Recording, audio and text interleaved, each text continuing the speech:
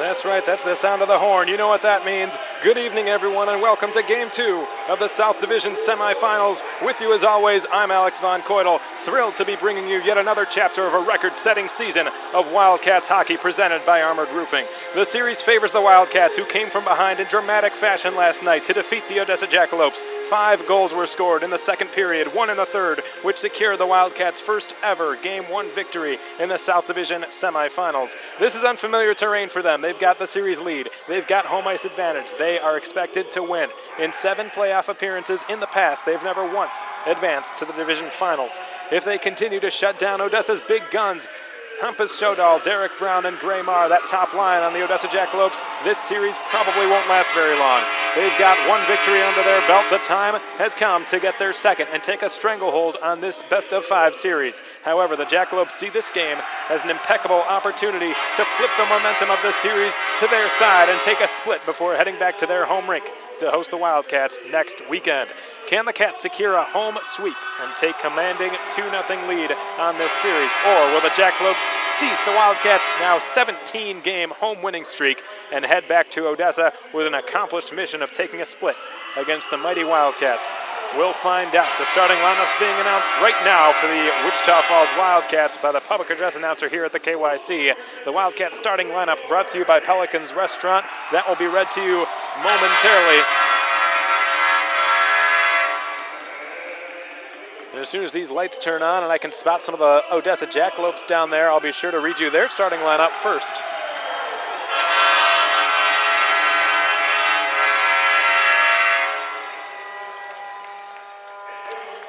Nothing has changed for the Wildcats lineup tonight. It is exactly the same as last night, and why not? When you score 6 goals within 2 periods, why bother changing anything? The Jackalopes do have an addition to tonight's lineup, and one subtraction being Brennan Miller, who tragically broke a lot of muscles in his face in the orbital bone yesterday. So he will not be playing tonight. Connor Stewart, a defenseman, will be playing on the right wing in his stead. Taylor Gatto also inserted into the lineup. And now we await the playing of our country's national anthem.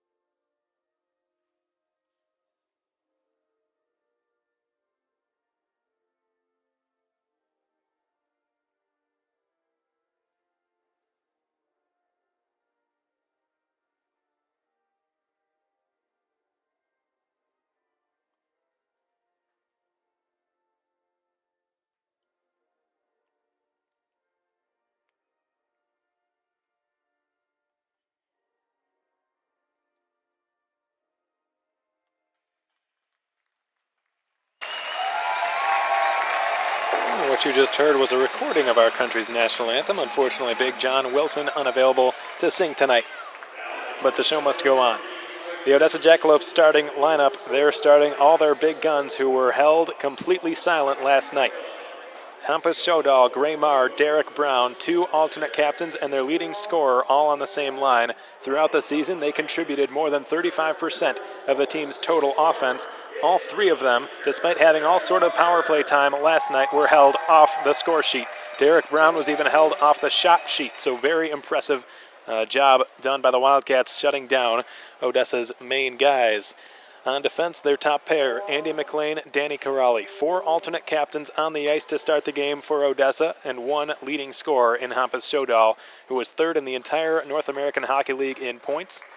With 69 and 60 games played, didn't miss a beat all season, Hampus Shodal. Also was 2nd in the league in goals with an impressive 35, just 1 coming against the Wildcats.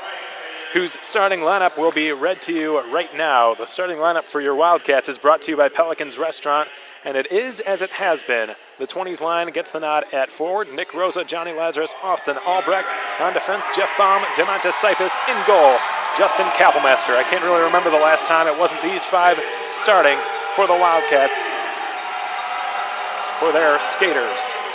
The ceremonial puck drop has taken place. Now all that awaits is the real puck drop. The opening face-off will be dropped right now. Game 2 of Wildcats hockey now officially underway, and again the Jacks win the opening draw. They won all 3 opening face-offs last night. Unable to come away with a victory regardless. 6-3 the final score last night, and what a crazy game it was. One for the ages, one which these Wildcats fans who witnessed it will never forget. 3 unanswered goals, all appeared to be lost for the Wildcats. 3 unanswered goals scored by the Odessa Jackalopes within 80 seconds of each other. And right away to start the second period, the Cats got the ball rolling on a power play just 26 seconds into the following frame. Took them a while after that to continue putting pucks in the net, but 11 minutes into the second, Johnny Lazarus took advantage of some open ice. Here comes Alexei Poikala. Paisan heads to the net. Bolio is the late man. He shoots, save, rebound. They score! 50 seconds in! Not even a whistle, but there has been a goal. You having fun yet? Alexei Poikala makes it 1-0, his second goal in as many playoff games. And that didn't take too long.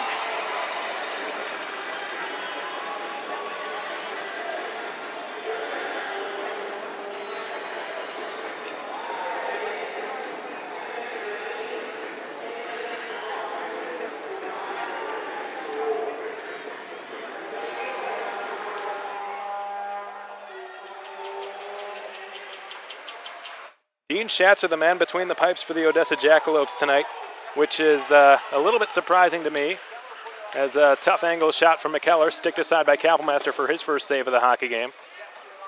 But on Schatzer's just his second shot that he faced, the first of which was the rebound that led to the goal, but he concedes a goal on just 2 shots. Kappelmaster now 2 for 2 as the Wildcats exit the defensive zone, and Paisan takes a hit up high there from Nate Werhane. Good clean body check from number 2 in black.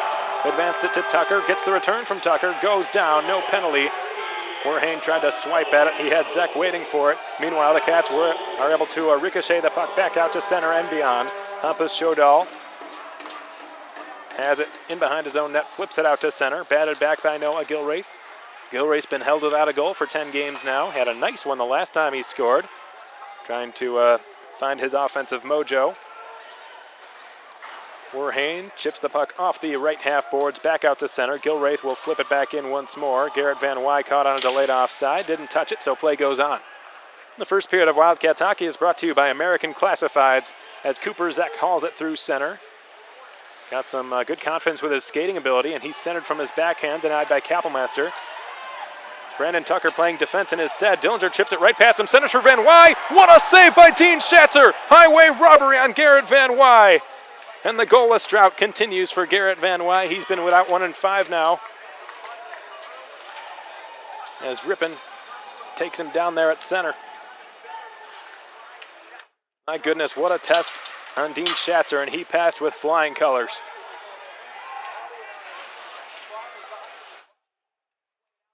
Here comes Nikita Litviak. Down the right wing, Litviak pivots, shoots, scores!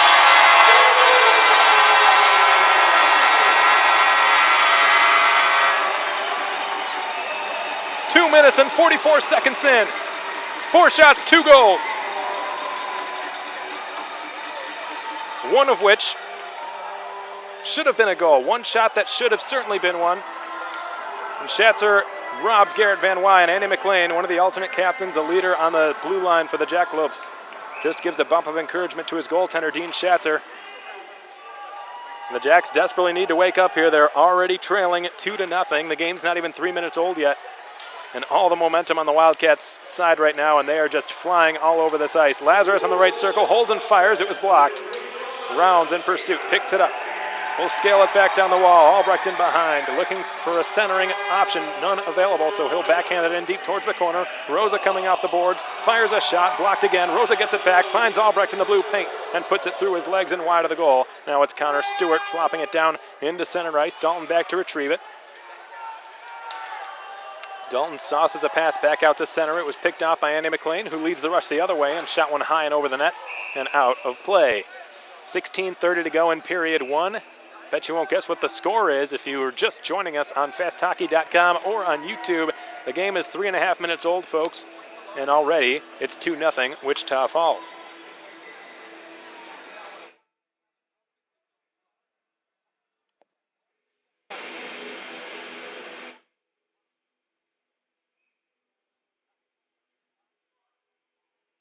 Nikita Litviak had a goal and an assist last night en route to a second star of the game performance. And here he comes again on the left wing side. He'll drop it off for Bolio, who shot gloved, rebound loose there, and Poikila jabbed it wide. Now Sipis put it wide on the short side of the net. Collected by Bolio. He'll swing it back to Baum, who holds at the blue line. Sends it now to the goal line. It jumps on Poikila, who secures it. Gives it to Baum. Baum gave it across. Litviak lurking there. Didn't have it in his wheelhouse, and it was in the air. He had to bat it down, and the puck ricochets out to the corner, and it's pushed out to center. Baum is there to backhand it further. But now Cooper Zek on the intercept. Will skate it back in and fire a long shot from the neutral zone, and a routine stick save made in goal by Kappelmaster. Nikita Litviak has it now, 4 minutes into the period. Nice backhand lead pass finding Ryan Burnett. Burnett put it off of Poikila's skate. Burnett now the forward on the Wildcats, suffering through the longest goalless drought. But the way he's been playing, you'd never know it. With the chances he's been generating both for himself and for his teammates. Probably had a couple of opportunities last night that should have been goals and somehow just stayed out of the net, and he is just snake bitten right now. And he picks it up in his own zone, makes a nice play to get the puck out to center. Ryan Burnett now without a goal in his last 19. Hasn't scored one since Children's Miracle Network weekend.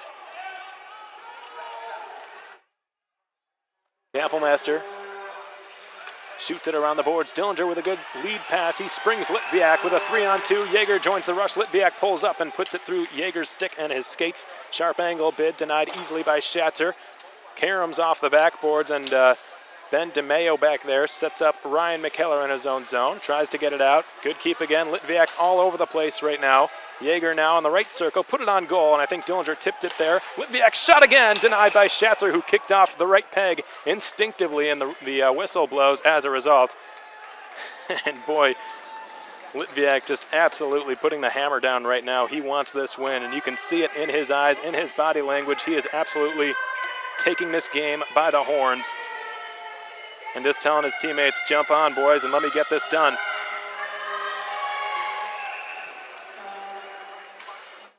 Litviak had 3 points in 5 games in the last playoff series against the Topeka Roadrunners.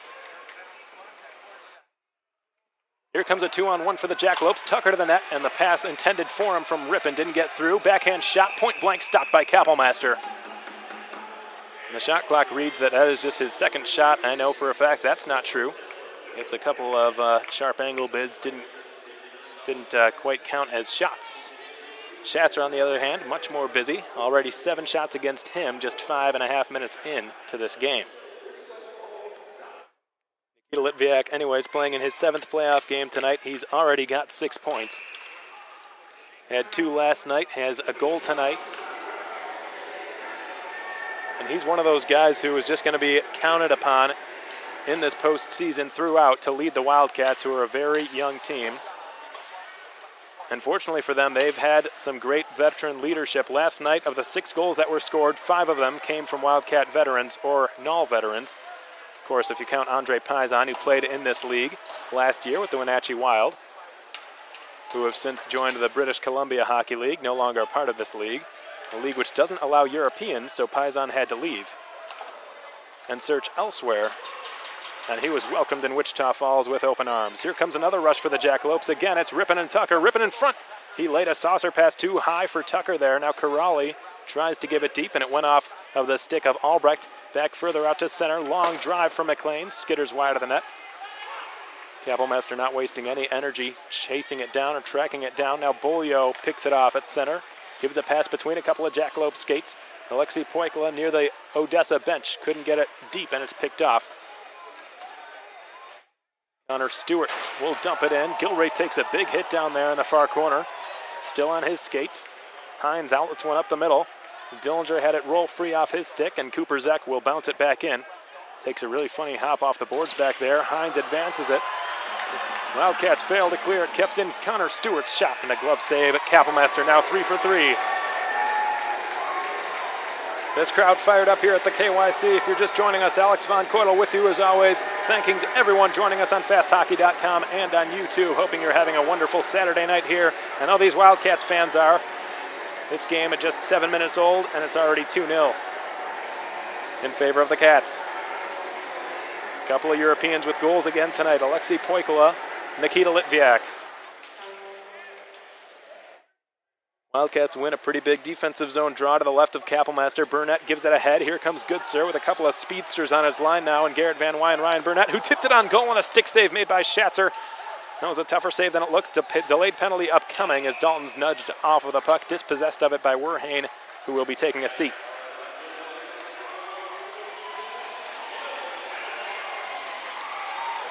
Werhane had a penalty last night, the third Jackalope to do so, which led to the third power play goal the Wildcats scored. Their power play right now perfect, the best in the entire league, of course, clicking at 100%, 3 for 3 in the postseason.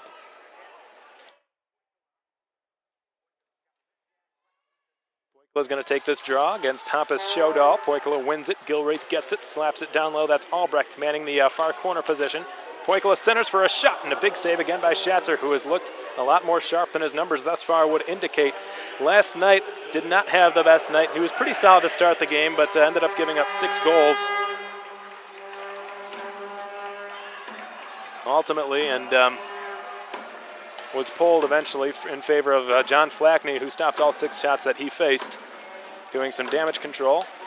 Another shot, Poikula, denied by Schatzer. Good keep at the blue line. Gilreath, Lazarus, left circle, holds on, looks for somewhere to go with it. Gives it across for a one-time drive by Albrecht. Stopped. Rebound. Litviak centers for Poikula, denied by Schatzer. They score on the second chance. Alexei Poikula with his third playoff goal with the Wildcats in just 2 games. And it's 3-0. 8 minutes into the game. And that might be the end of the road for Dean Schatzer. John Flackney getting his equipment ready right now. And you got a feel for the Dartmouth commit now. McLean gives him another fist bump. Flackney does as well. Flackney is in, Schatzer is out. And his head has just not been in this playoff series. And the Wildcats power play now 4 for 4.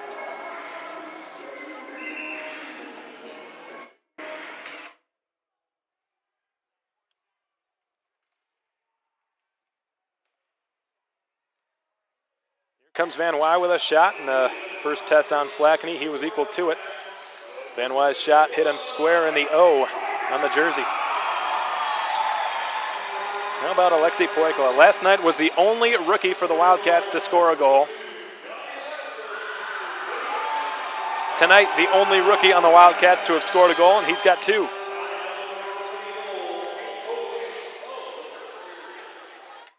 Just a player with all sorts of offensive talent. More importantly, offensive upside and potential.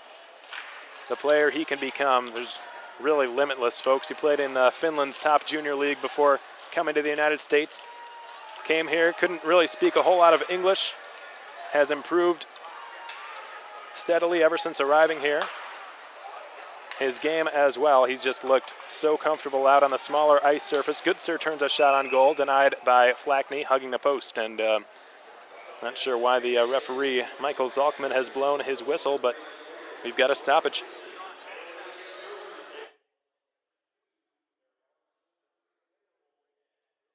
Poikula, the only player on the Wildcats roster to have no previous experience playing in North America before starting this season. You'd never know it.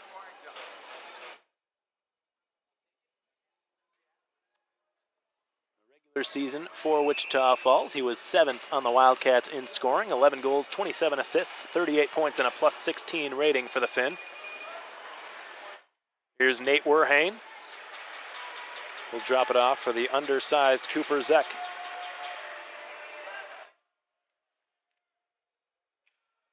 Standing just 5'8", 150 pounds, according to this stat sheet from my buddy Nick Nolenberger, the Jackalopes broadcaster. Good couple of passes, and then a big save is made by Kapellmaster on Matthew Rippon, but a penalty upcoming against Wichita Falls for a hook. And that was a Jackalopes' best chance yet. Kapellmaster keeping his composure in net, remaining poised, and he denied Matthew Rippon. But with a price, Jaeger rather, called for hooking, is going to have a seat, so one of the Wildcats' more important penalty killers unavailable for the next 2 minutes. Their Parkway Grill penalty kill has been perfect. 4 for 4 last night. Can they go 1 for 1 tonight?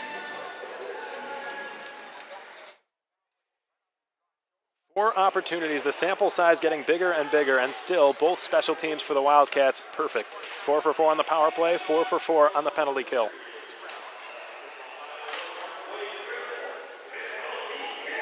So much so that on the stat sheet, and a shot blocked out in front, the rebound picked up by Hines. He will bank it off the glass. What a keep there at the point by Andy McLean, who will give it low there. Showdahl working the half wall. Poikala couldn't jar it free from Danny Corrali. A backhand pass intercepted there by Poikala. Could not clear. Good keep again. McLean has it, walks in, takes the shot. Punched away. Kapellmaster goes off the corner glass. Puck kept again at the blue line. This time it was Derek Brown who kept it. Couple of trips both ways. Gray Marr with a good keep. Hines has it between his skates. Finally, Poikala jabs it just over the line, but no further. The Jacks reset there at center ice. Danny Corrali will take it back in his own zone and reset.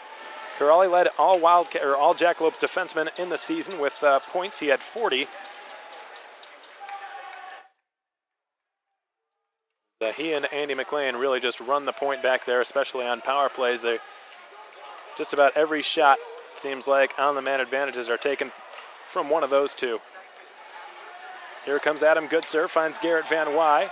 Van Wy returns it for Goodsir, who couldn't put it on his forehand or his backhand, in a little bit too tight, and Flackney able to jab it away. Cooper Zek weaving through center, gains the blue line, offside against the Jackalopes. The Harvard commit, John Russell, over the line prematurely. 9:09 to go in period 1, 3-0 Wildcats. Shots 17-8 in favor of the Cats.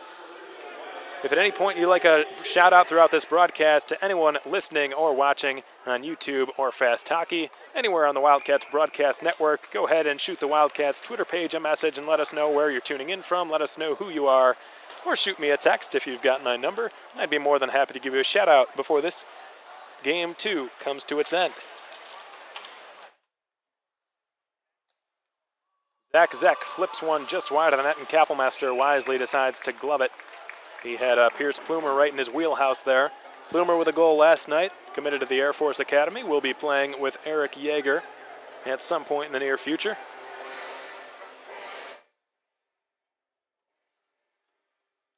Jackalopes with a pretty good amount of college commits on their team. Their first 2 line with 4, third line with 1. 3 of their 6 defensemen playing tonight committed, and one of their goaltenders, Dean Schatzer, committed. So really more, or nearly half of their active roster tonight with college commits, so they've done a good job of moving guys on to the collegiate level.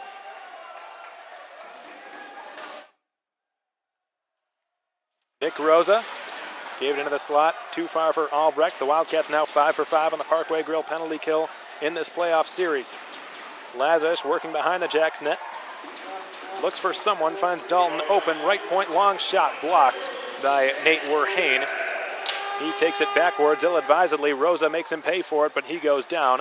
Outlet pass a bit too far for the intended target, Connor Stewart, and the 2 5s converge down there. Stewart and Gilraith, both of whom knocked the other down, and now a puck battle ensues behind the Wildcats net. Austin Albrecht will chip it back. Jake Dalton assumes command with 7:50 to go in period 1, and the Cats leading 3-0. Pass from Dalton hopped over Albrecht's stick, but no icing called here. Here's Danny Corrali, the Alaska Fairbanks commit. Deals it to his long-time defensive partner, Andy McLean, who returns it for him in the neutral zone. Puck bounces into the Cat zone now. Baum lifts one ahead. Jumbled there by Corrali and mishandled by Jaeger, who's dispossessed of it now. Far corner, Andy McLean up the boards. Taken by Zach, who will backhand it deep to his own defenseman there, Andy McLean. Outlets one well ahead of the reach of Danny Corrali. Baum tried to spring Litviak. Puck pinballing every which way. Finally, Jaeger chops it over the line. McLean in pursuit of it. He and Corrali have been out there a while. They're going to want to change here as soon as possible. Zach Zeck with a good touch pass sends Matthew Rippon on his way. Matthew Rippon, a very tough, grindy type of player for the Odessa Jackalopes. Native of Lethbridge, Alberta. If I'm not mistaken, the same province as Greg Gatto, the Jackalopes coach, is from in Canada. Taylor Gatto, his son, number 22, playing on the same line as Matthew Rippon from the same hometown, both of them from Lethbridge, Alberta. 6.5 to go in period one. We're going to our first period media timeout with the score 3-0 Wichita Falls. We're going to step aside real quick. Stay tuned.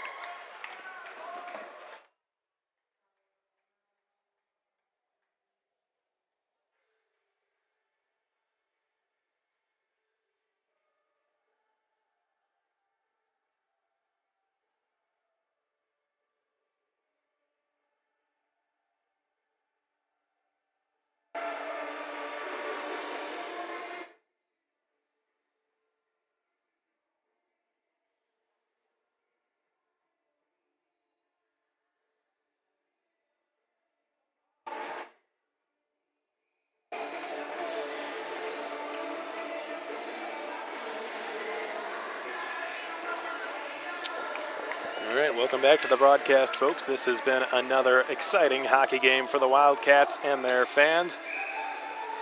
Unlike last night, it's the Cats who have gone up 3-0, who now have 6 skaters on the ice. Good thing they caught that before the puck dropped, or they would have been penalized. Adam Goodsir, Garrett Van Wy, Ryan Burnett, Michael Rounds, Jake Dalton on the ice now.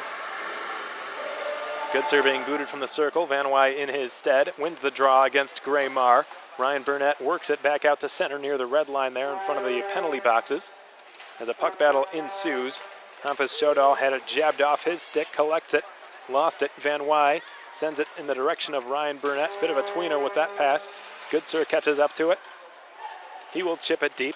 Van Wy and Marr again converge down there. Hampus Shodal trying to outmuscle Ryan Burnett. Shodal's got about 7 inches on Burnett, but he can't win the puck.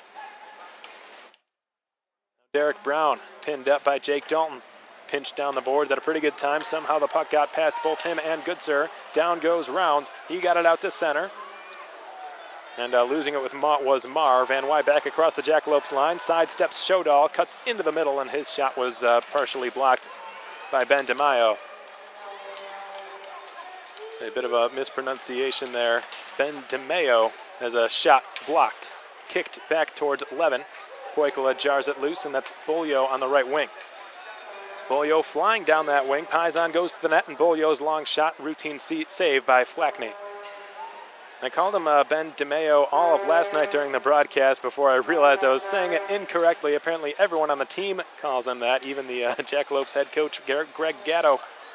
But, speaking with Nick Nolenberger, the Jackalopes broadcaster before the game, confirmed that it was Ben DeMaio. Still having trouble saying it.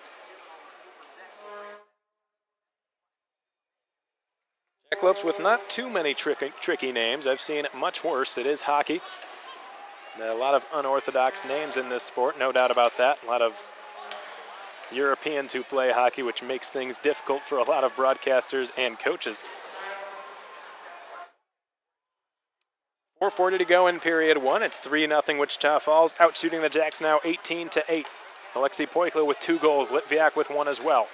Zach Zeck had one last night, drops it off to his younger brother Cooper, who bobbles it at the blue line. Here comes Austin Albrecht down his off wing. He's got Lazarus right behind him. Albrecht to the goal, had it poked free by Cooper Zeck, who did well on the back check to catch up to it. Now Lazarus puts it to the side of the net, and Flackney was down. The referee lost sight of it immediately and blew his whistle dead.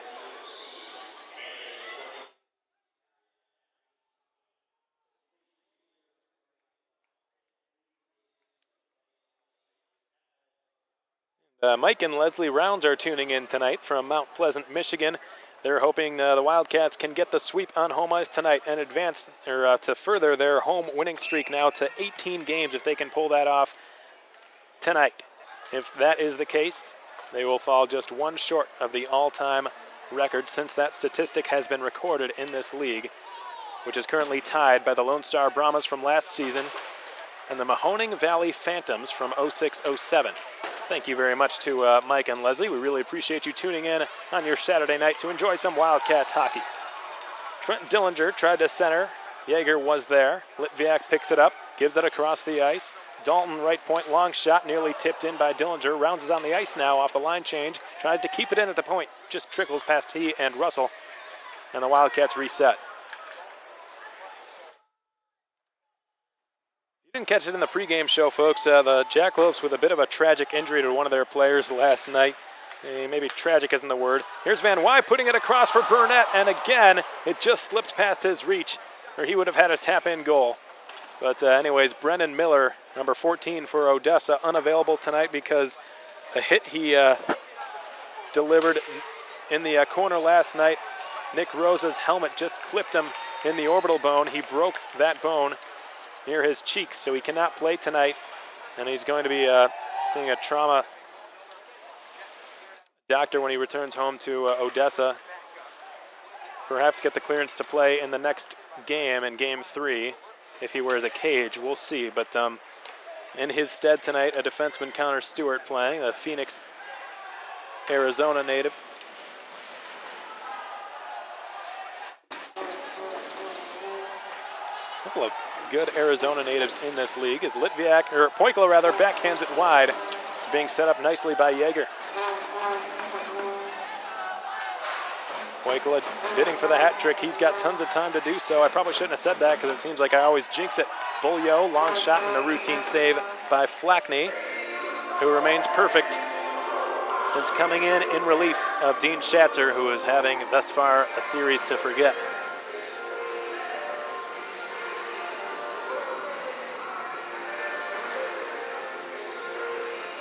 Schatzer having allowed 3 goals on just 9 shots.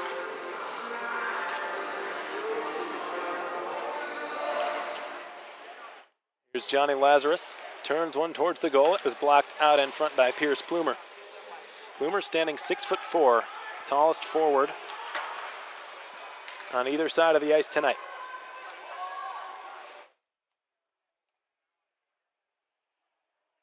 Tallest player overall, Demantis Sipis on the Wildcats, standing 6'5". Not the tallest defenseman in the Wildcats' history. They did have Konstantin Chernyuk, who was 6'6" off of skates. Got to be pretty intimidating from what I've heard. He can really skate. He's playing in the Ontario Hockey League now. As Gilraith one-times a shot, stopped by Flackney, slammed off the boards. Gilraith tries to one-hand it deep into the Jackalope zone. He eventually succeeds as it's kept in by Nick Rosa. Dealt onto the near half boards. Lazarus pivots, tries to swing it back to Dom Sipis, fresh off the bench. Dives and keeps it alive. Rosa right circle. Albrecht at the goal line. Head up, looks, shoots it off the side of the cage. Some fans here thought that was in. Rosa centers. Albrecht had it howl on him, and then Dillinger, fresh off the bench, couldn't smack it towards the net, and it's picked off and fired on goal from 100 feet by Connor Stewart. Kapelmaster with a routine save as Sipis feels the pressure coming there from Cooper Zek, trying to outwork him, and he's centered, and it's taken there by McKellar, who turns one over the net. That's Brown, rather. Goes off the glass, and now Sipis settles things down in behind his own net. Last minute of play is brought to you by La Quinta Inn & Suites, the official host hotel of your Wichita Falls Wildcats. Karali with a lengthy, desperate bid, easy save by Kapelmaster. McLean resets in his own zone. 40 seconds remain in this period.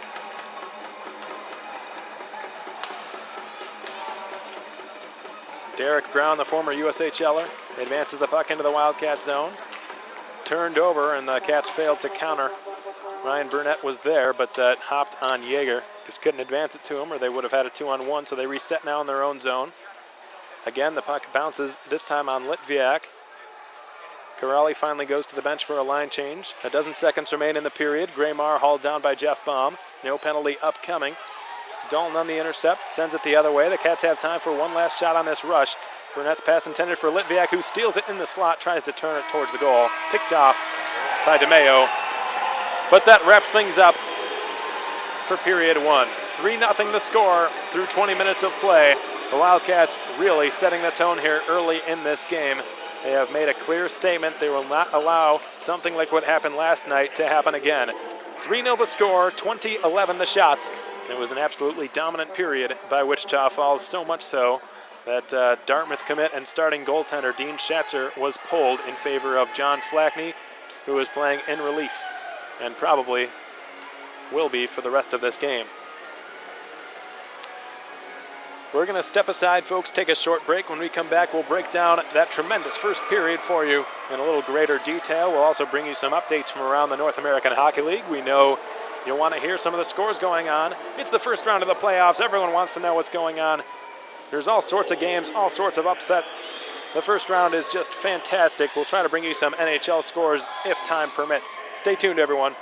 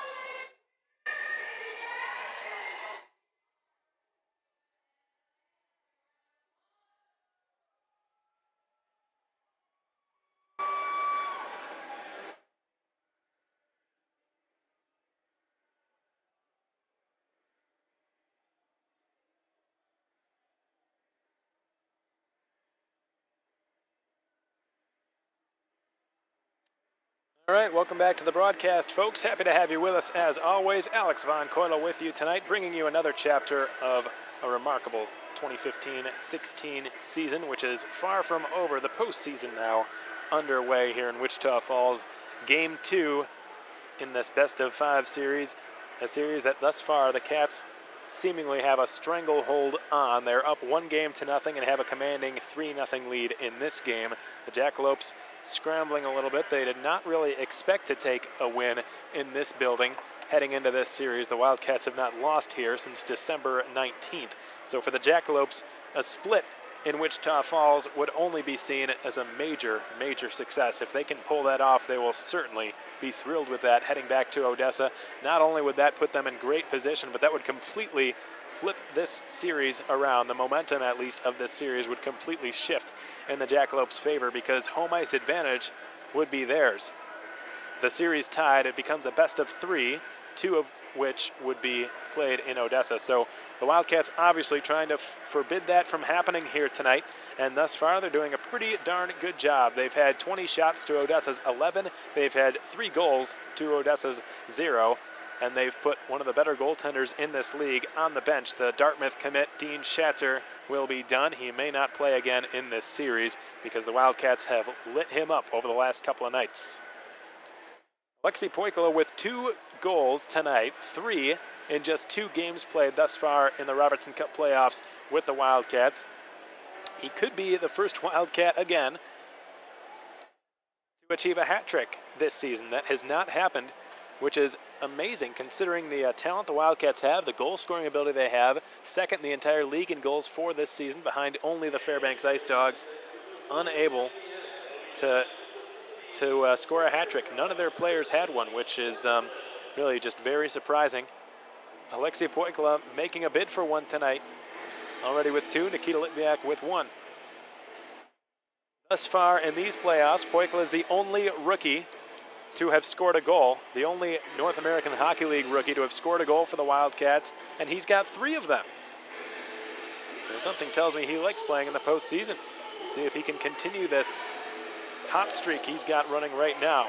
What better time to run hot than right now? So that about takes us to now 20 minutes in the books here in the KYC, 3-0 the score. Now it's time to update you on some other scores from around the North American Hockey League. Round 1, no teams facing elimination just yet, although one team is up 2-0, that being the Johnstown Tomahawks over the New Jersey Titans. They took 2 victories on the road to the Tomahawks, so the New Jersey Titans in some trouble now, and that's got to make Wildcats owner Alex Schneiderman pretty happy if he's out there listening tonight. Not a fan of the New Jersey Titans, obviously. Never was. A pretty big rival of his, being from New Jersey, and during the showcase this season, he jokingly told the players that if they lost, the Wildcats lost the New Jersey Titans in the 4th and final game of the showcase, they'd be walking home from Minnesota. Fortunately, he did not stand by that policy, and the Wildcats were able to get on the bus. It's a pretty long ride nonetheless, but it would have been an even longer walk. 14 hours, if I'm not mistaken, the trip from Edina, Minnesota, or Blaine, precisely, where the showcase tournament was played. Not far from Edina, which is where the Robertson Cup Finals will be played. Both suburbs, of course, of Minneapolis. Anyways, getting off track here.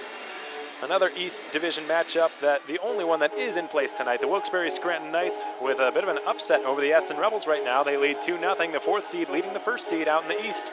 Aston, of course, with a 1-0 series lead, but if the Wilkes-Barre Scranton Knights can take a win tonight on the road, that shifts home ice advantage in their favor, heading back to Wilkes-Barre next Friday and Saturday night to host the number 1 seeded Aston Rebels out in the East.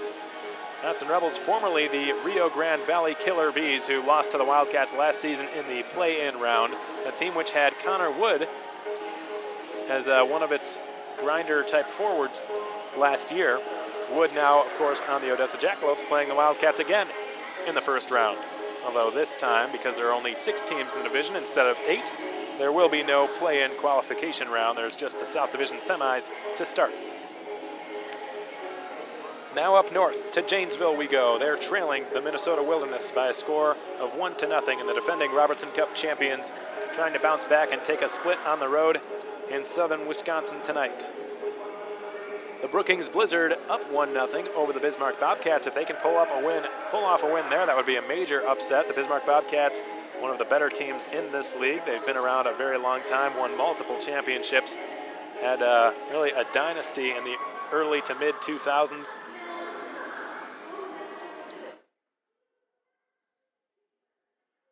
Trail right now, despite being up in the series 1-0. If they lose tonight, then they will have conceded a split at home to the number 4 seed Brookings Blizzard, who did not qualify for the playoffs until the last day of the regular season. It came down to between them and the Minnesota Magicians and the Aberdeen Wings, all within 2 points of each other when it was all said and done. Very, very close race in the Central Division for that 4th and final seed. The Aberdeen Wings now with Scott Langer as their head coach, by the way. If those of you listening out there were not aware, the former Topeka Roadrunners head coach now with the Aberdeen Wings to start next season. We'll see how he does in turning that program around up there. Speaking of the Roadrunners, they're playing in Lone Star tonight, but that game just started, at least according to Point Streak, just 53 seconds gone by out at the Nitec Sports Center. The Brahmas won game 1, so they lead that series 1-0, trying to take the sweep on home ice before they have to go and play in Topeka.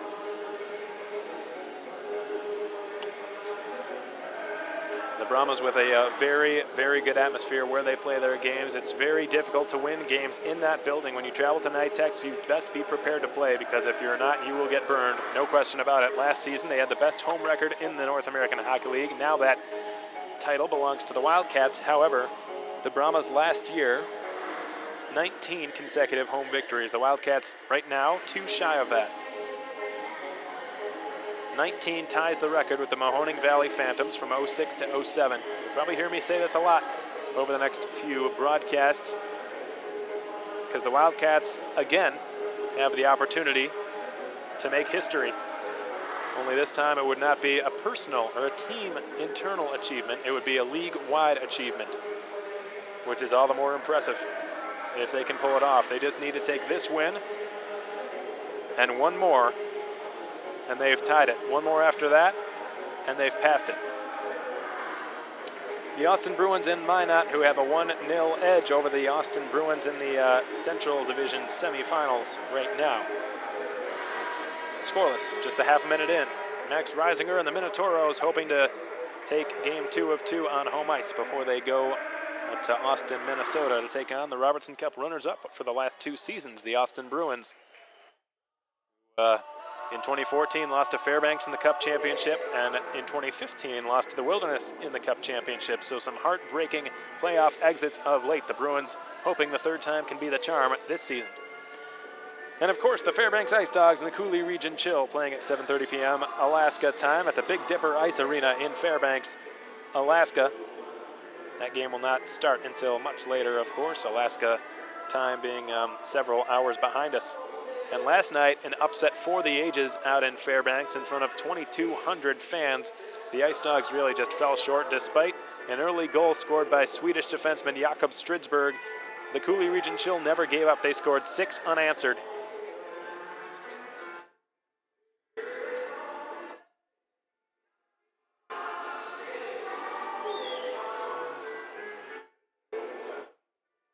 And would go on to win that game by a score of 6-1. So that was just a tremendous upset. Nobody expected that. And it's an interesting situation out in Fairbanks because of the location being so unusual compared to the rest of the league, being all the way out in Alaska. The league decided that if Coulee won a game out in Fairbanks, that they would extend the series out there to 3 games played in Fairbanks and then 2 back in Coulee. Fairbanks, of course, with the home ice advantage, but in every other scenario except for that one, it's 2-2-1. In their case, it is 3-2. However, if Coulee would have been swept, just to be fair, the league would have scheduled Game 3 to be at the Green Island Ice Arena in La Crosse, Wisconsin, because it would have been a little bit unfortunate if Coulee was swept on the road and did not have a chance to play in front of their home fans in the playoffs. But that will not be necessary, So the Chill will stay in Fairbanks until Sunday night. They've got 2 more games to play there in a very difficult building before they're allowed to return home and play what we assume will be a Game 4, unless Cooley sweeps the Ice Dogs, in which case the entire league will be absolutely shocked. That wraps things up for your North American Hockey League out-of-town scoreboard update. The Wildcats game, meanwhile, just 2.5 minutes away from commencing its second period. Now for a couple of quick scores around the National Hockey League. Again, round 1 of the Stanley Cup playoffs happening right now. A couple of games in progress as we speak. The Washington Capitals, the number 1 seed in the entire league, the President's Trophy winners for the second year in team history, up 2-1 over the Philadelphia Flyers late in the second period. Looks like John Carlson and Jason Chimera having scored for Washington. It looks like Alexander Ovechkin just scored his first playoff goal this season very recently to go up 3-1 for Washington. Jakub Voracek, the lone goal scorer for Philadelphia. Minnesota Wild in Dallas for Game 2 of that series. The Stars leading 1-0, scoreless late in the first period. The Stars right now on a power play, trying to go up 2-0. Minnesota Wild without 2 of their better scorers, their best offensive players, I would say. Thomas Vanek, Zach Parise, both unavailable, so this will be a very rocky playoff for the Wild, and if they do manage to get past this first round against the Dallas Stars, they're going to have to do it by just buckling down and grinding it out, because they do not have anywhere near, without those 2, anywhere near the offensive talent as most of the other teams that have qualified for the postseason. Pittsburgh Penguins hosted the Rangers in an afternoon game this afternoon, and they lost on national television to the New York Rangers, 4-2 the final score. So that series now tied up 1 win apiece. 4 different Rangers scored, just 1 Penguin scored. Peter Kessel had 2. Or Phil Kessel, my apologies. Peter Kessel plays for the Lone Star Brahmas. And last but not least, the San Jose Sharks play later tonight, California time, against the LA Kings. The Sharks surprised the Kings last night at the Staples Center and took Game 1 of 1.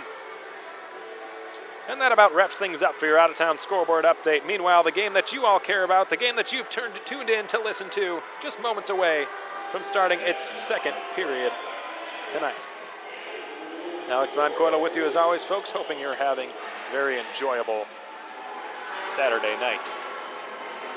Game 2 in this best-of-5 series against the Odessa Jackalopes. The Wildcats with Game 1 in their pocket.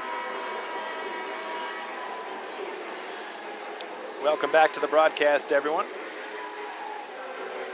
I'd like to give a quick shout-out before this period starts to Kiki Goodsir and several Goodsir eyes on Adam from Florida.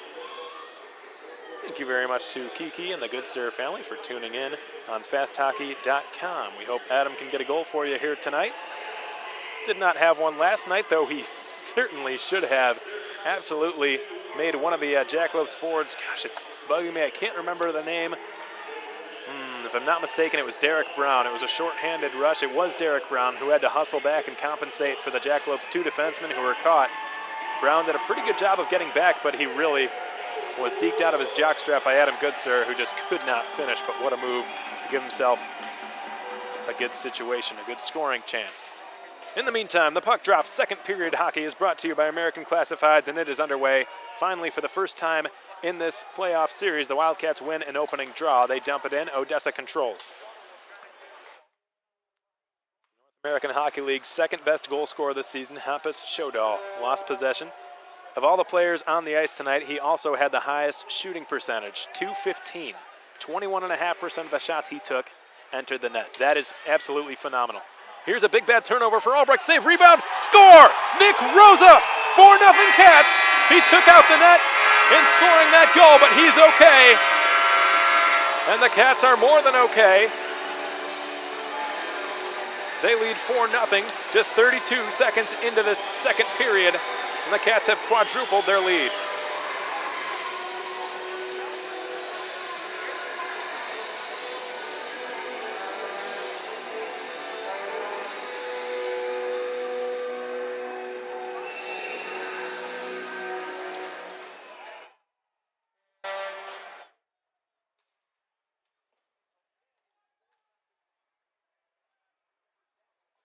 Oh, look out, another turnover as Burnett knocked the puck off the stick of Cooper Zeck and on goal. Flackney alertly made the save, but that is Flackney's first goal conceded to Nick Rosa this playoff series. He was perfect. He was 6 for 6 last night when he came in relief of Dean Schatzer. Tonight, he has been perfect until that last goal scored by Rosa, who last night scored one in front of his entire family. Not his entire family, but his immediate family, I guess you could say.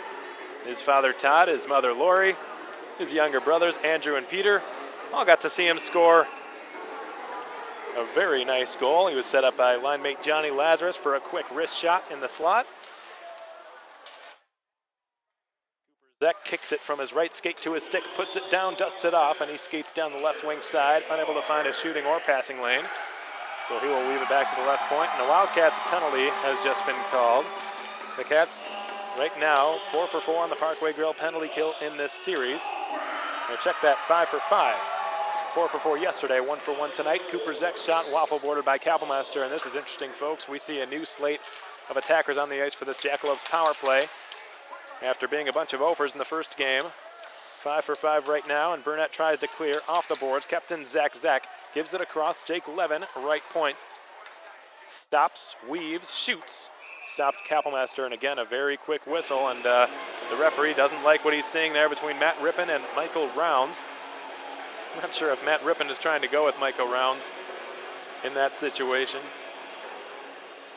But given the scoreboard, I don't think Rounds has any interest in dropping the gloves. But he will be taking a seat. And Rippon certainly will as well, so a skater from both sides to the penalty box now. Again, we've got another Jack in the box. That Jack being Matt Rippon. 5-on-4 power play for the next minute and 16 seconds. The penalty taken by Adam Goodser, who led the Wildcats in penalty minutes this season with 93. Followed closely by Nikita Litviak and Austin Albrecht. Offensive zone draw won by the Jacks. Given back to the left point, McLean, now Corrali. So the top guns back out there for Odessa. Corrali in front tried to find Marr, who was setting a screen in front of Kapellmeister. They're probably going to need to get a bigger player than that to screen Kapellmeister. Gray Marr standing at just 5'8", Kapellmeister with 5 inches on him. Danny Corrali weaves through center and gains the red line before dumping it in. Kapellmeister out behind his net. Wheels it around the boards, hops on Poikala, kept in nicely by Shodal and his fellow Scandinavian. Poikala jars it loose. Austin Beaulieu chasing it down against the other 18, Andy McLean, who swats away Beaulieu's pass, intended for Poikala on the rush. Poikala and Hines head to the Wildcats bench for line changes. Meanwhile, the Jackalopes have just iced this puck. 17:44 to go in period 2. 4-0 Wildcats. One goal has been scored in this period by Nick Rosa off the rebound. The initial shot stopped on Johnny Lazarus, or Austin Albrecht, rather. The two of them are so in sync that I'm starting to get them confused.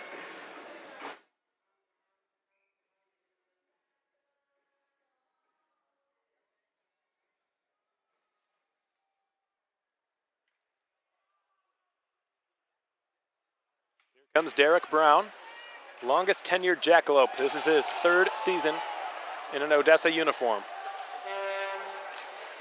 5th in the entire league in points this season with 64, 3rd in assists with 50. Jackalopes with 2 of the league's top 5 scorers. The other 3 belong to the Fairbanks Ice Dogs. Hampus Shodal and Derek Brown each in the top 5 in scoring this season. Wildcats did not have one in the top 5, though they did have several in the top 20. And now a penalty called against Odessa. The Wildcats improving to 6 for 6 on the Parkway Grill penalty kill tonight. Can they go 5 for 5 on the Jim Arnold Collision power play tonight? That is a more daunting challenge. However, Andy McLean will have a seat, one of the Jackalopes' top defensemen, if not their top defenseman. Wildcats thus far 1 for 1 tonight, 2 for 2 on the PK.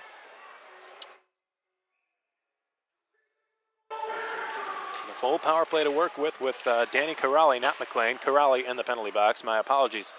Austin Beaulieu far half boards, near the top of the circle. Gilraith manning the point position on this umbrella setup.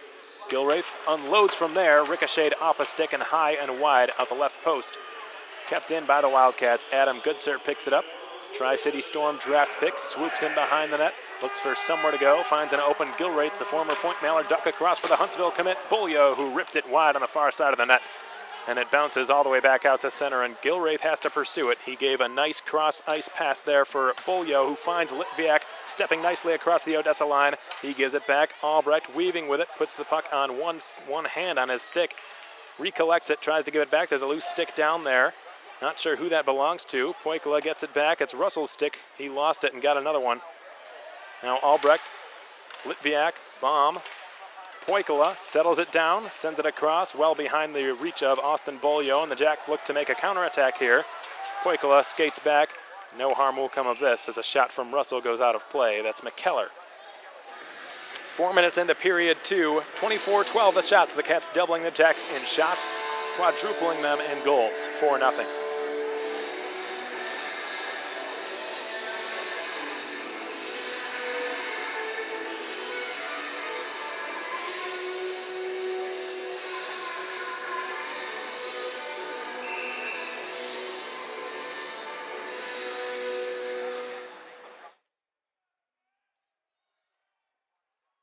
Wildcats' perfect power play streak in jeopardy here. They've just got 3/4 of a minute remaining on this one.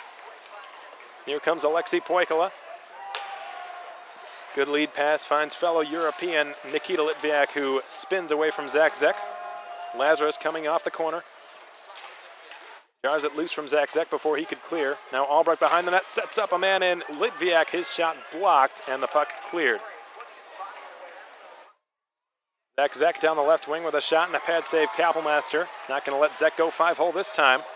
Outlet pass too far beyond the reach of Rosa. The Cats now with just 14 seconds before their perfect playoff power play comes to an end unless they can score. Rosa shot it wide of the net. Lazarus picks it up behind there.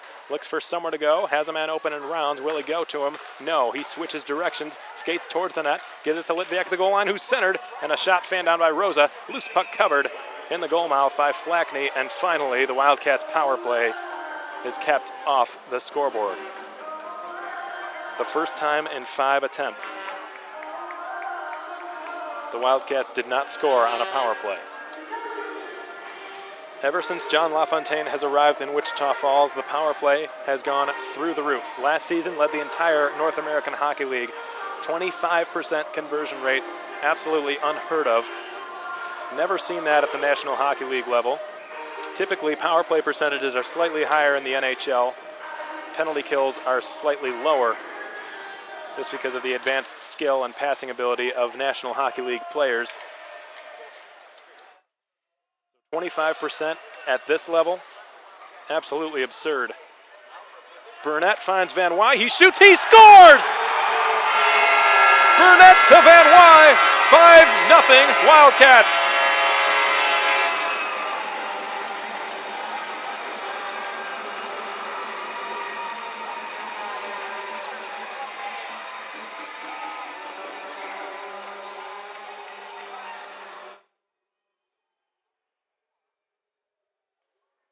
That goal ends a 5-game goalless drought for Garrett Van Wy. What a pass by Ryan Burnett to find Van Wy open in the slot. But what a finish by Garrett Van Wy, going upstairs on John Flackney, beat him blocker side. The Cats have just iced the puck. 14.5 to go in period 2, 5-0. Wildcats still doubling the Jackson shots on goal, 26-13. And they are just bullying the Odessa Jackalopes at this point.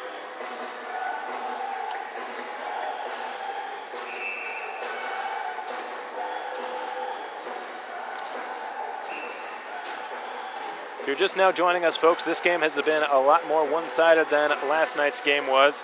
A couple of Wildcat rookies have finally come through. Nick Rosa, Garrett Van Wy scoring in this period. In the first period, it was Alexei Poikala with 2, Nikita Litviak with 1. The score 5-0 Wichita Falls. Alex Von Coyle with you as always, thanking you for joining us tonight on fasthockey.com and on YouTube. Thanks for taking some time out of your Saturday night to enjoy some Wildcats hockey, and what a game it's been. The Cats had 6 unanswered last night. Can they match that? They're 1 shy of it. Right now, They have scored 11 consecutive goals. 11 unanswered goals, I should say. The Jackalopes have not responded to one of the last 11 goals the Cats have scored in this series. John Russell brought down by Jake Dalton. Ohio State commit Michael Rounds goes back to get it, takes a shove there in the corner by Pierce Plumer. Down goes Goodsir. Plumer laid him out. Meanwhile, Van Wy across the line with a shot and a routine save for Flackney. Puck ends up going out of play.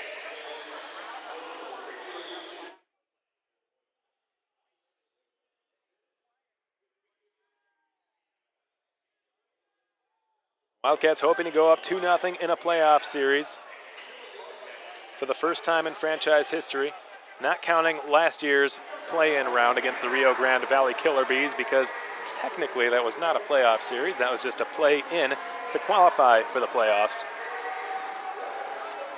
which the Wildcats had to do because they were the 3rd seed. Had they been the 1st or 2nd seed, they would not have had to. But there were 8 teams in the South Division last year, so they were forced to play the number 6 seed, the Rio Grande Valley Killer Bees, in the first round, and they swept them to qualify for the South Division semis, which is the equivalent to this round. And they played against the Topeka Roadrunners, lost in 4 games on home ice. Bomb for Litviak, far circle to his backhand, shovels a shot towards the net, bounced off his stick and over the goal. Dillinger will swing it back nicely for Bomb, long shot, swallowed by Flackney and no rebound.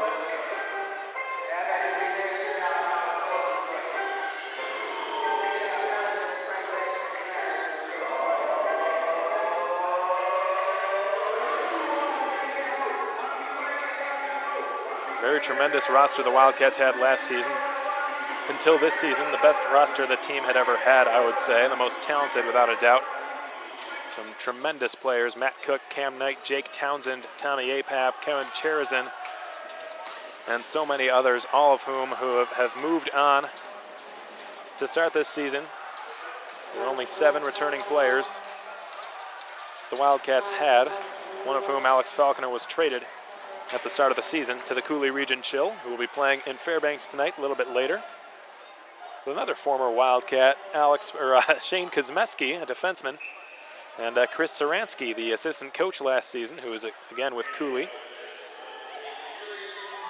Lots of former Wildcats with the Cooley Region Chill. One with Minot, one with Minnesota, Chase Monroe, a goaltender. Max Reisinger, of course, in Minot, and Parker Mismash in Bismarck with the Bobcats. A lot of good teams these former Wildcats have gone on to, and they've contributed, and they've helped them grow even further as franchises. Puck ends up going over the glass near the half boards, not of play in the Wildcats zone. Poikla is going to take a defensive zone face-off against Matthew Rippon.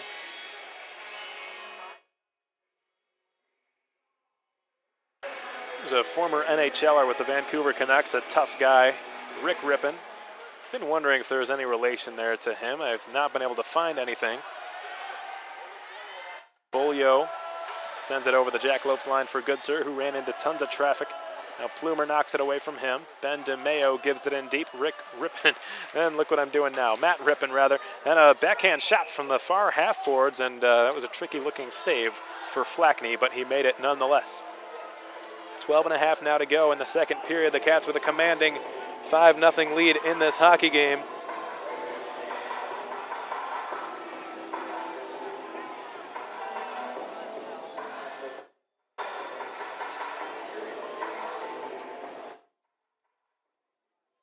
This game is not even halfway over yet. At least regulation isn't.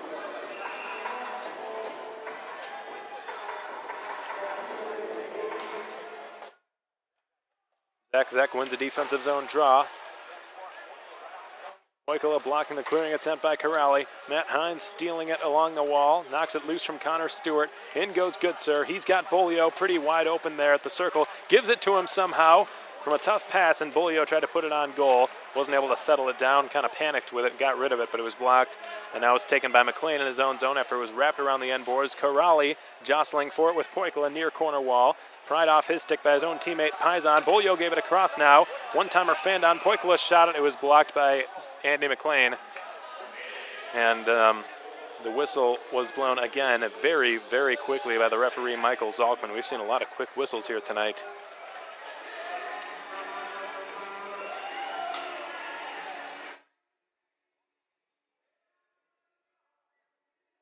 Thank you very much to the Rosa family who are tuning in from Birmingham, Michigan, the hometown of Wildcats center Nick Rosa, who's got a goal tonight. Thank you very much to Lori and the Rosa family, Todd, Rosa, Andrew, and Peter, of course, and the DeLucas also tuning in alongside them. So thanks so much, guys. We appreciate all the support that you give the Wildcats, both on fasthockey.com and in real life when you're able to make it down to Wichita Falls and watch the games. Really great having you guys here last weekend against the Corpus Christi Ice Rays on Pack the House night.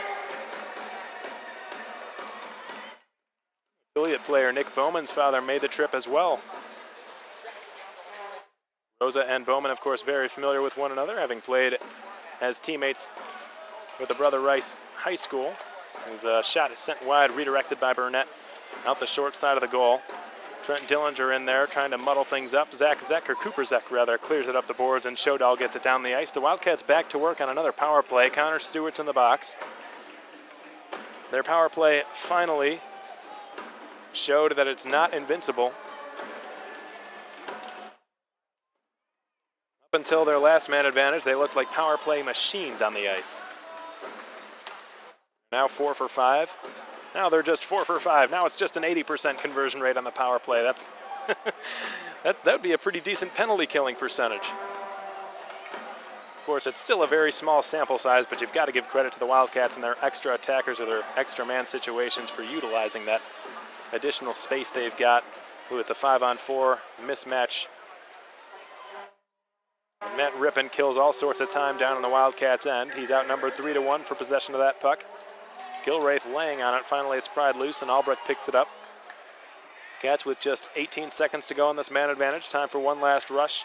Poikla on the left wing side. Sends it through the middle of the ice. Johnny Lazarus gains the blue line. Litviak on the drop pass, collects it. Swaps with Poikla. Left circle, Litviak takes it deep. Looks for Albrecht back door. The pass didn't get to him. It was intercepted by Rippon, who clears.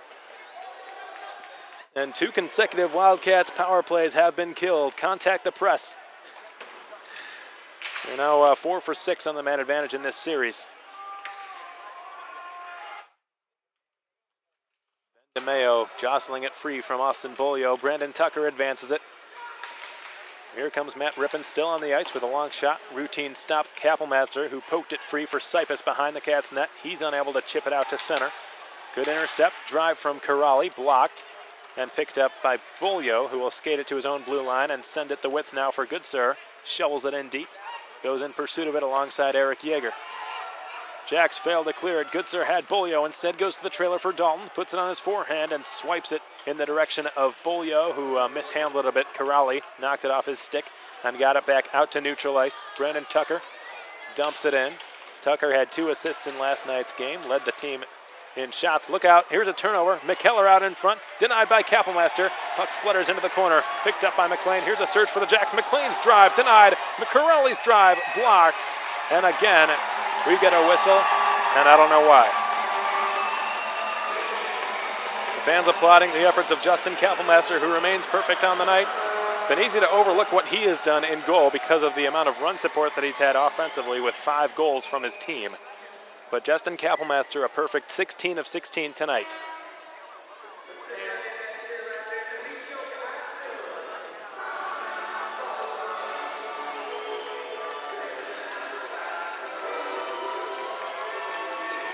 And now we go to our second period media timeout.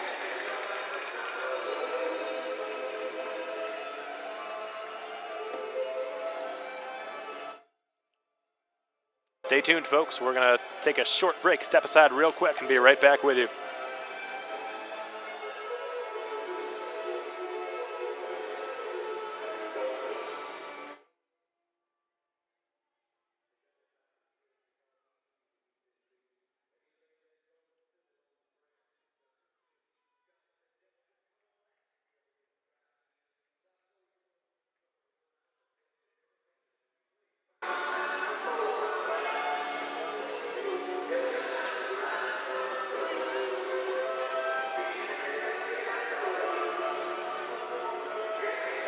And welcome back, folks. 8:54 to go in period two. 5-0 the score in favor of the Wildcats. 28-16 the shots on goal. Nick Rosa, Garrett Van Wy, the scores in this second period. Alexei Poikala with 2 in the first. Nikita Litviak with 1 in the first. And it's 5-0 Cats. Justin Kapelmaster, perfect 16 of 16 on the night thus far. And I'd like to give a shout out to Jeff McCarthy, who is tuning in. Unfortunately, he is working, so he's unable to watch the game, but it's not going to stop him from listening to the game on YouTube. Thank you very much, Jeff, for the support that you give the Wildcats on YouTube.com. Thanks for listening. Happy to have you with us here, and we hope you're enjoying the game. The Jackalopes ice the puck. No call forthcoming. Rounds got it off the half boards. Good keep by McLean, whose laser was blocked, and it went wide. And a good thing, too. Kapelmaster would have had no chance of seeing that. Corrali, stutter steps and shoots, goes wide, backhand shot. What a save by Kapelmaster, lunging from his left to his right. It caromed off the backboard, then a backhander from McKellar, denied by the agility of Justin Kapelmaster. Tremendous leather flashing with, I think, was his right pad. And he's made another grade A stop for his 17th consecutive save.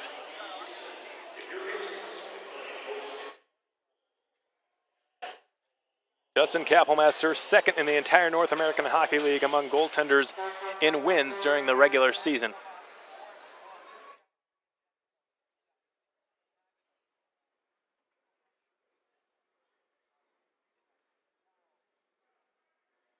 Trailing only Gavin Nieto of the Fairbanks Ice Dogs. His goals against average, fourth best with a 2.06, fourth best in the league. His save percentage near the top of the league as well, ranked 6th. Any really significant statistic for a goaltender that you look at, Kapelmaster near the top of the league. He will be a tremendous addition to the Ferris State University Bulldogs next season. Team which nearly made it to the Final Four, or the Frozen Four, I should say, in the NCAA this year, but they were beaten by Adam Goodser's Denver, University of Denver. Goodser will be playing with the Pioneers to start the 2017-18 campaign, so he's got another year left of junior hockey. Fans, of course, really hoping he returns here. We'll see what he decides to do, but of course, given his talent, his scoring ability, he's got several options. Here comes Graymar. Down the right wing side with a lot of space. He fires, pad save. Kapelmaster flashing the leather again. 18 of 18, Shodal on the intercept. Brown had it chopped away. 19, my apologies. Kapelmaster stopping all 19 shots the Jackalopes have tested him with. Graymar with a pretty tough shot. Our third on the Jackalopes in scoring this season with 51. That line scored 60 goals this season for Odessa, which was more than 35% of their offense. Zach Zeck put it across, and Brandon Tucker couldn't pull the trigger. Kapelmaster wiped out down there. I think Johnny Lazarus inadvertently ran into him there in the crease. And Kapelmaster's okay. He gets back up to his skates, and the crowd applauding him for his toughness, for his endurance, and for his skills in the net.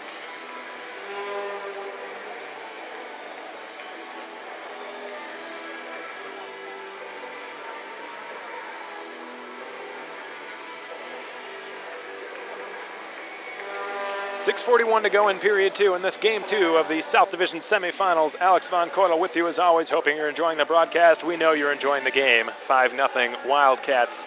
28-19 the shots in favor of the Cats. Second period, finally more than halfway over. This game has really seemed to go by extremely slowly because of all the offense and how little time it's been scored in.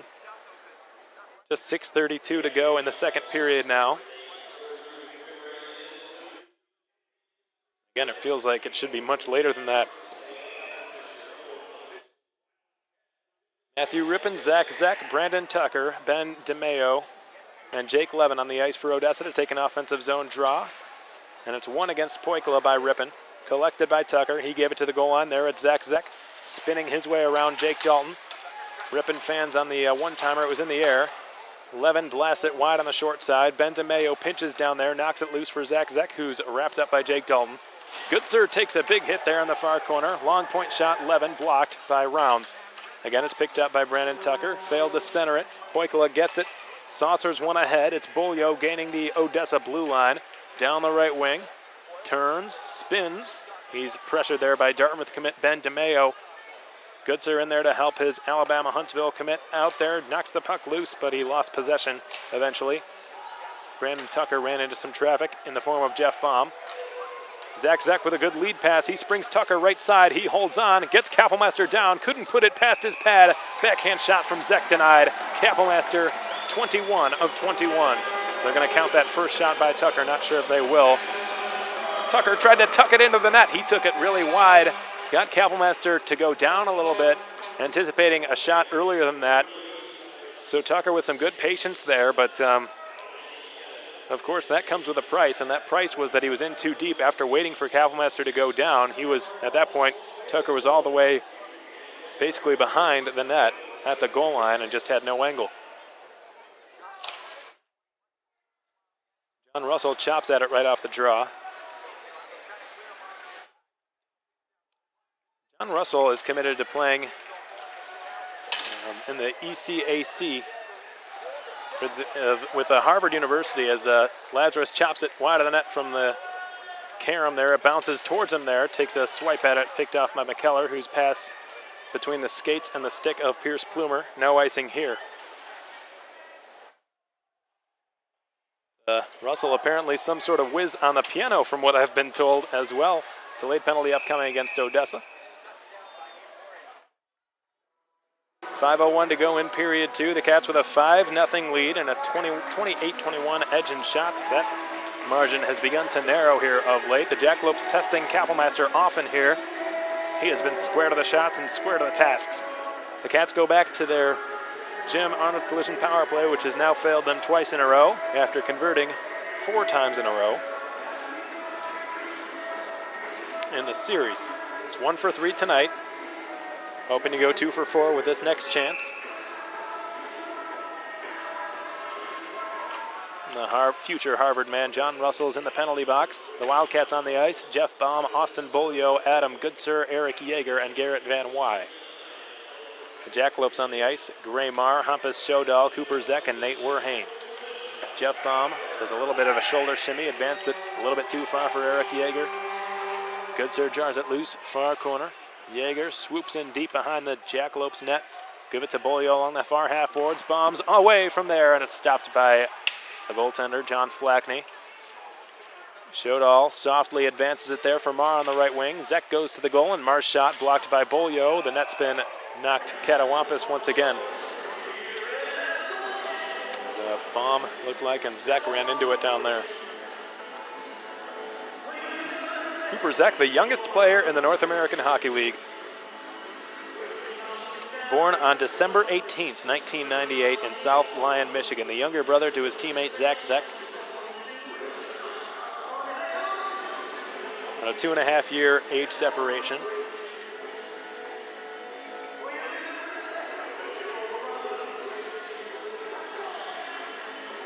Just turned 17 a few months ago.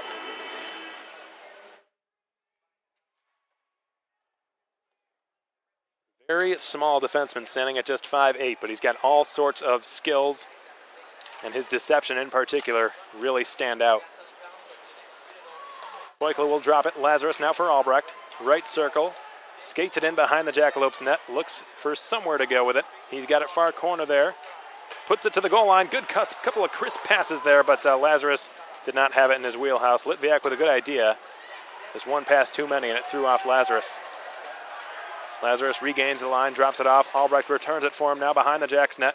Litviak trying to double team Ben DeMeo so he can't clear. In the corner now, it's a 3-on-1. DeMeo killing time well down there. He's got a little bit of help from Derek Brown. Litviak jars it loose. Gilrafe had it hobbling on him, couldn't keep it in at the blue line. Zek swiping left and right, trying to knock him off the puck. Delayed offside upcoming against the Cats, but they don't touch it.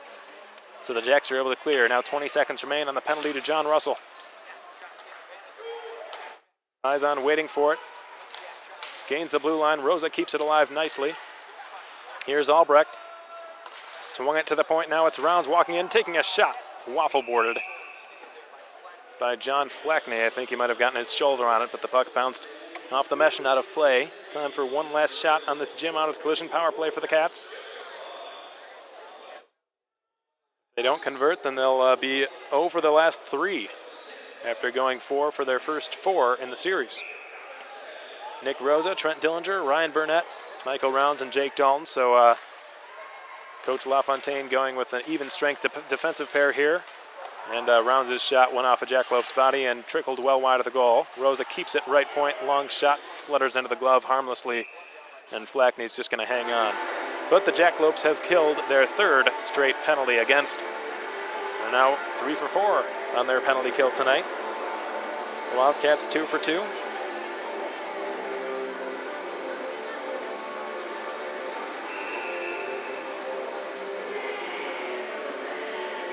And Lance Castle and the Castle family tuning in from Okemos, Michigan, or Okemos, not sure if I'm saying it right. Puck bounces there on goal. Flackney was down, and again, a quick whistle blows the play dead. But thank you very much to the Castle family tuning in from Okemos, we'll say, Michigan, the hometown of Adam Goodsir, enjoying some Wildcats hockey on fasthockey.com. Thank you very much to the Castle family. We appreciate all the support that you give the Wildcats. We know you watch just about every single one of these games. Why wouldn't you? Adam Goodsir, having a tremendous season for the Wildcats, has not yet scored a goal in these playoffs.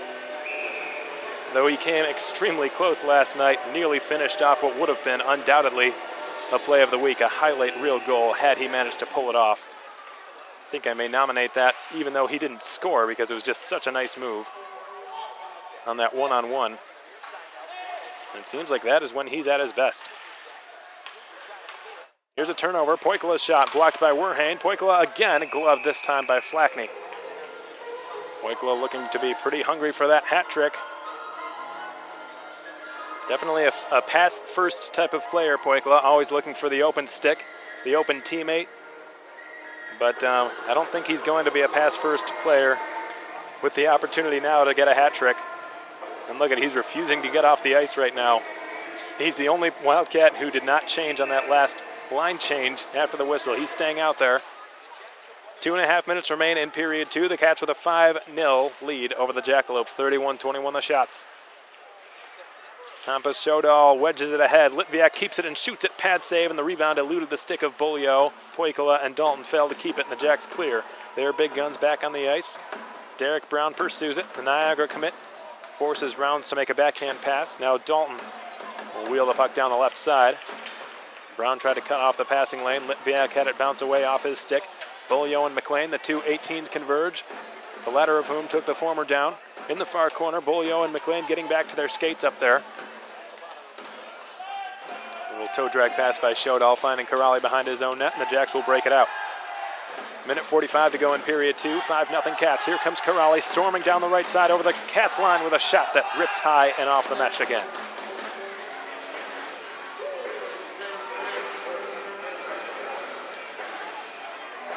The Jackalopes' big line of Hampus Shodal, Derek Brown, and Gray Marr, 2 alternate captains and their leading scorer in the regular season. The 3 of them combined over the season with 55 goals. 35% of the Jackalopes' total offense, a little bit more than 35%. And each one of them has been held without a point in this playoff series. Last night they were on every single power play the Jackalopes had, still held without a point. Derek Brown held without a shot on goal. Brown and Shodal each among the league's top 5 scorers at the end of the season. And they've been held completely silent. Long shot, ricocheted on goal, and Kapelmaster made the stop. If the Cats continue to shut down that line, this series will not last very long. Van Wy down the right wing side. Pivots behind the net, takes a big body check down there. Oh, and then a retaliatory hit by Ryan Burnett did not work out for him, as Rippon's the one who took him down, and the Jackalopes will reset in their own zone. Another pretty big hit. Burnett went down twice in the same shift. That second time was from Jake Levin instead. The last minute of play is brought to you by La Quinta Inn & Suites, the official host hotel of your Wichita Falls Wildcats, the hotel which is hosting these Odessa Jackalopes, or has been for the last few nights.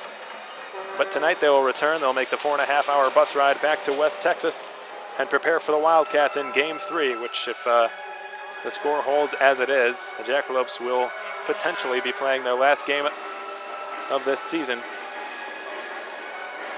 next Friday night against the Wildcats,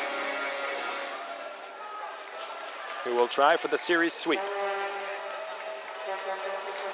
They've never done that in the postseason. Obviously they haven't, because they've never even made it out of the South Division semis, let alone swept a team. This year, things are different. They're expected to win. They are the favorites to win the Robertson Cup this year.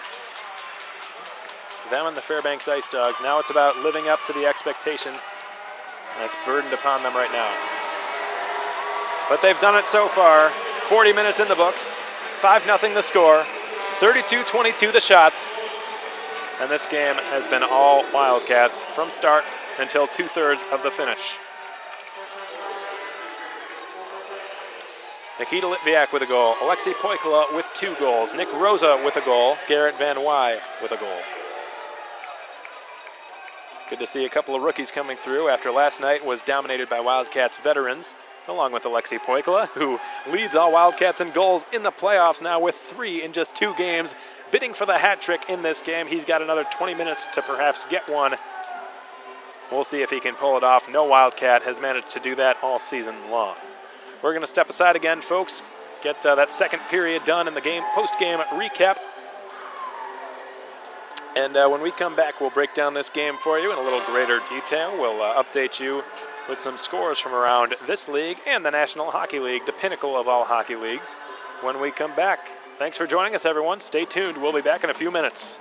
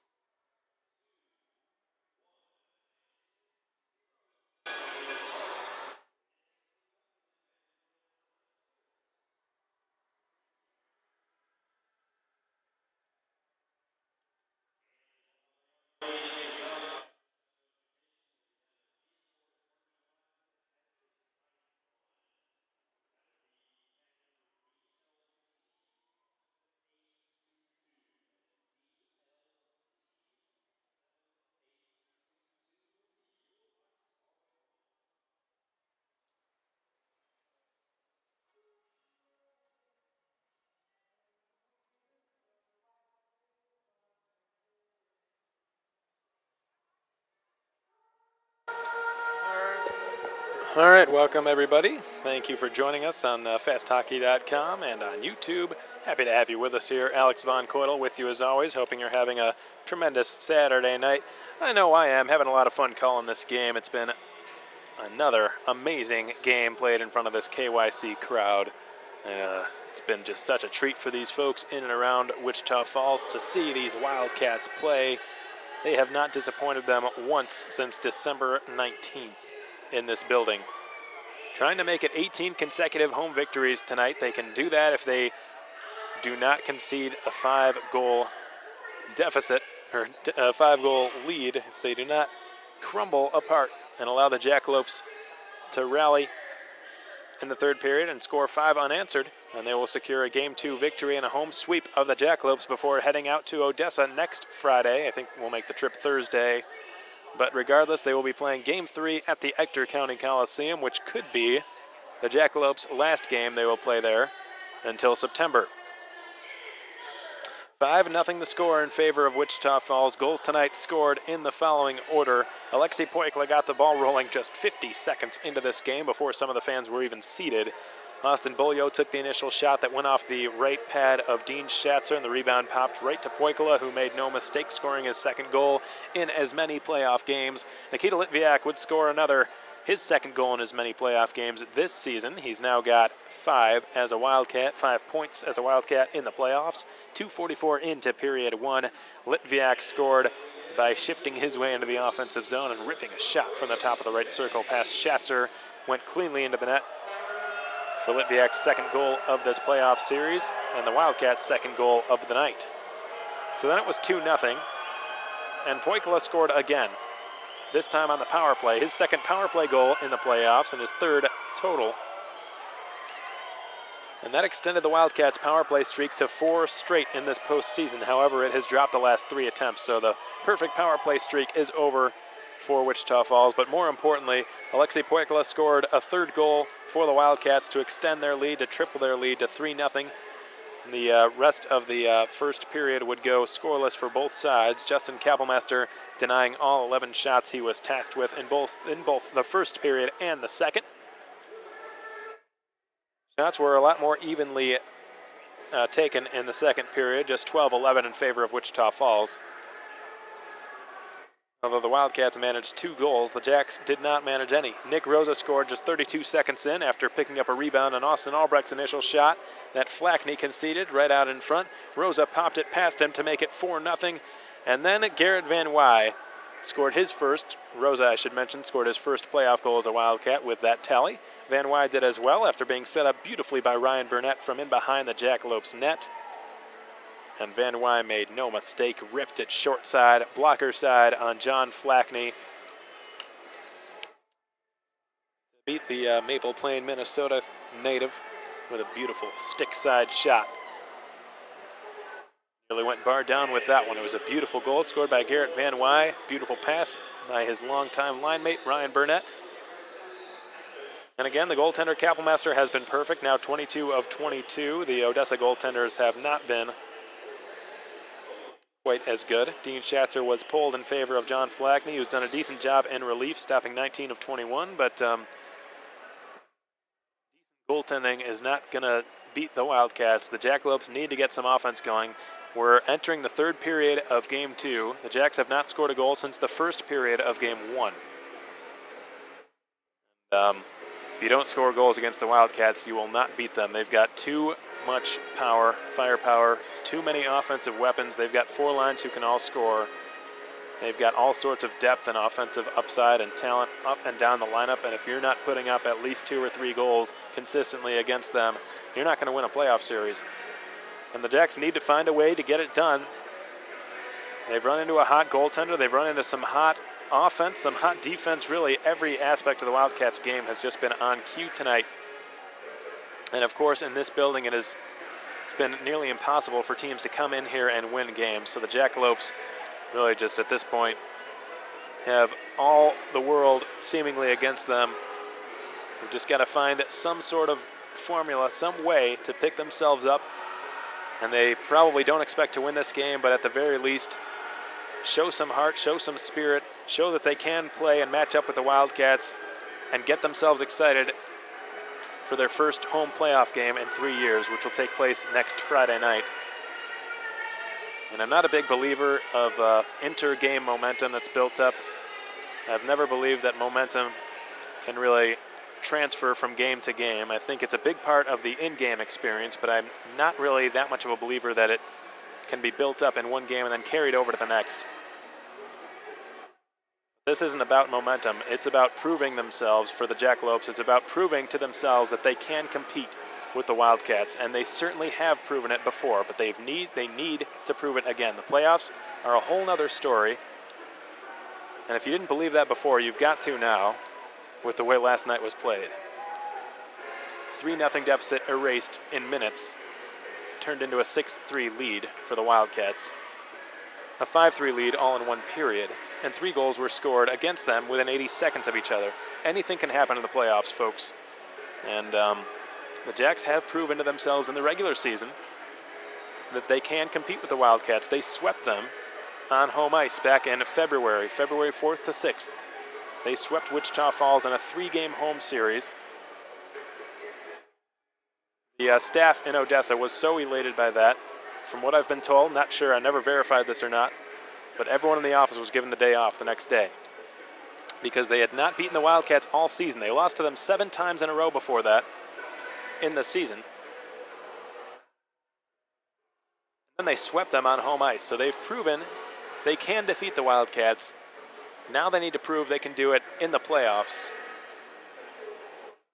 That's what they need to do in this third period. And give themselves some life, some belief, some hope when they head back to Odessa to host the Wildcats next Friday night. As for the Cats, all they need to do is keep doing what they're doing, keep playing the way they have been playing, clamp this one down and secure the 2 home ice victories, and just head out to Odessa sitting pretty with a 2-0 lead. A stranglehold on the series and the opportunity to sweep the Jackalopes and get themselves rested for the South Division Final Series. A series which they have never, in their 13 years as a franchise, qualified for. 5-0 the score. 8 minutes remain until third period hockey is brought your way. And I know the score suggests that this game is over, folks, but I'll tell you what. We saw what happened last night. We saw what happened out in Odessa back on February 6th. This game is long from over, and do not expect Odessa to go down without a fight, because they're not a team that does that. Now let's update you for some scores from around the North American Hockey League. Looks like there was a big comeback underway in Aston tonight, so they bounced from behind and avoided the upset at the Iceworks complex out in Aston, Pennsylvania. Scored 3 unanswered goals. Christopher Bindulis, the leading scorer among defensemen in the North American Hockey League this season, set up by Frank Spellman, Yevgeny Yakovlev, and that got the ball rolling, and then former Jackalope Eric Carreras scored to tie the game up for the Aston Rebels, 2-2, 4:35 into the third period. Then just 2 minutes after that, Michael Marula gave Aston its first lead of the game. So a come-from-behind victory out in Pennsylvania tonight. The Aston Rebels beating out the Wilkes-Barre Scranton Knights, and they've now got that series on a stranglehold leash as well. 2-0 the series lead for the Aston Rebels, who will be going to the Rev Ice Center in Wilkes-Barre, Pennsylvania, to try and sweep the 4th-seeded Knights in the first round. The Minnesota Wilderness still with an edge over the Janesville Jets. Up in southern Wisconsin at the Janesville Ice Arena, it's 2-1 Minnesota. Yanis Yaks and Casey Gilling, the goal scorers for the Wilderness. Dawson DiPietro, a shorthanded goal for Janesville. 2 shorthanded goals in that game. DiPietro with 1 for Janesville, and Casey Gilling with 1 for Minnesota. So it's 2-1 in favor of the defending Robertson Cup champs. The Brookings Blizzard in Bismarck tonight, and their lead has crumbled. Now Brookings' lead has crumbled.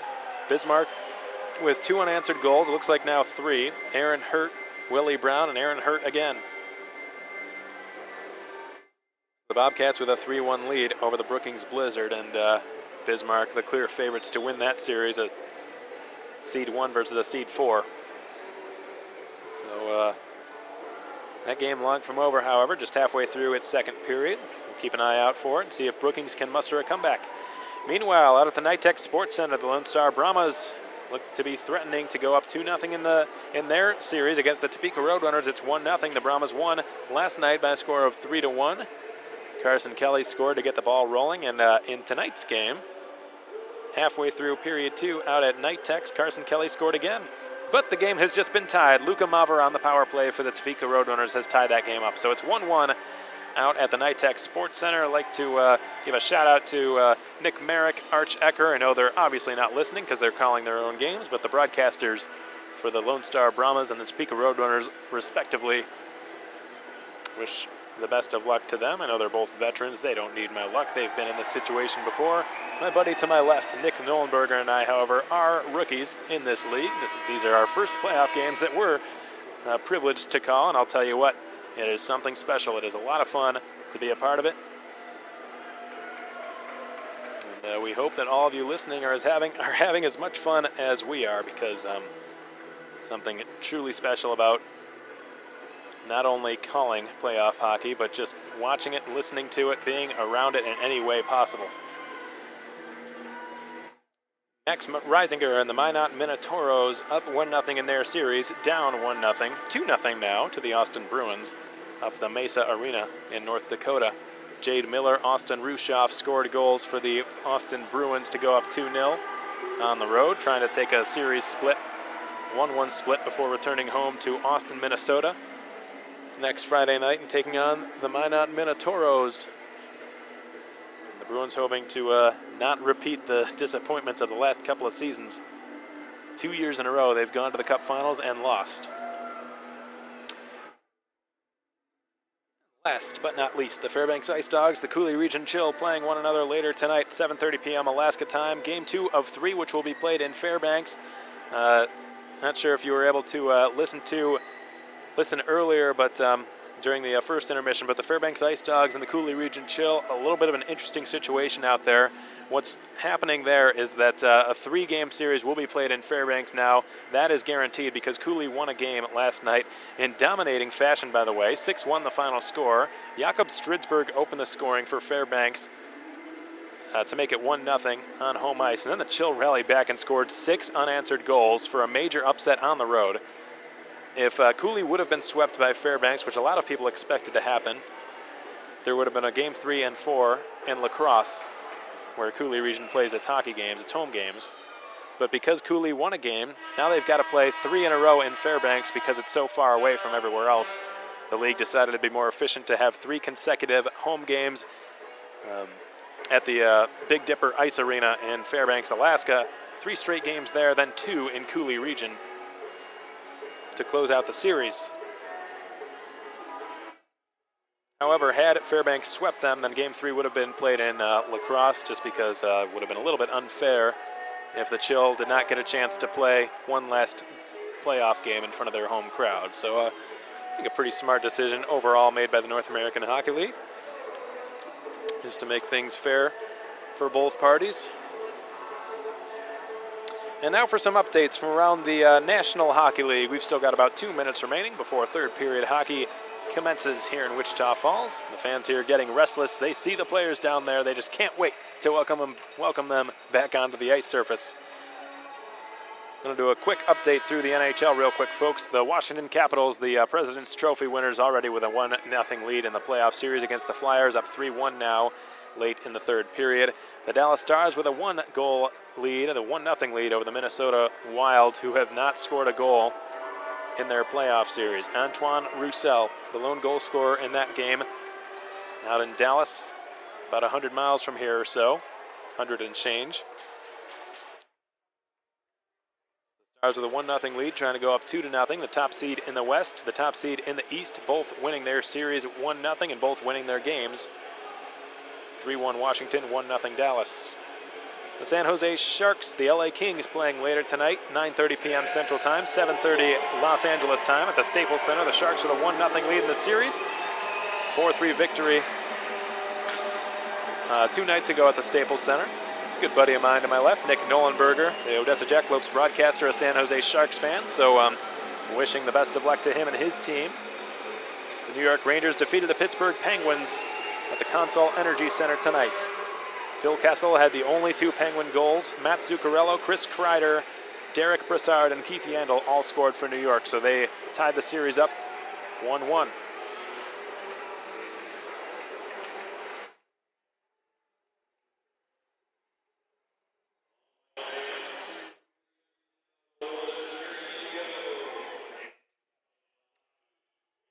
And welcome back, folks. We're just half a minute away. Third period hockey brought to you by American Classifieds, just about underway. The Wildcats just have 20 minutes. If they do not concede 5 unanswered goals or 5 goals in this third period overall, they will go up 2-0 and give themselves a stranglehold on this best-of-5 series against the Odessa Jackalopes. They already lead 1-0. They've got a 5-goal cushion to seal the deal and earn their 18th consecutive home victory here at the KYC. No team has done that this season. The last time it was done was last season by the Lone Star Brahmas. They had 19 straight at Nitex. They had the best home record in the North American Hockey League last season. The Wildcats had that this season. They managed to win tonight and win the next game they play in this building. And if they win tonight, they're guaranteed another game in this building, at least 2 more, or at least 1 more, I should say. There will be a Game 5 played here, or Game 1 and 2 of the next series. Whatever the case may be, if the Wildcats win tonight and their next home game to follow after tonight, they will tie the all-time league record for consecutive home victories. When I say all-time, I mean as long as that statistic has been kept in the record books of the North American Hockey League for 12 years. Currently tied by 2 teams, the Lone Star Brahmas of 14-15, the Mahoning Valley Phantoms of 06-07. Phantoms, who in that era had a player ultimately go on to play professionally for a little bit. Not sure if he ever made the NHL. Dustin Kluche, phenomenal athlete. If I'm not mistaken, his peak was the American Hockey League, but he made it to the pros. Minor professional, but professional nonetheless. And what a team that was. The Mahoning Valley Phantoms of 06-07 became the Youngstown Phantoms, who are in the USHL right now. The current home of Tommy Apap, former Wildcat, who led the team in scoring last season, in the playoffs, I should say, with 6 points. He and Kevin Cherizin tied with 6 points in the postseason last year in those series against the Rio Grande Valley Killer Bees and the Topeka Roadrunners. Looks like there's a little bit too much water out there on the ice right now, so the linesman Kyle Bennett scraping some of that off. Fans getting a little bit restless. They just want this period to start.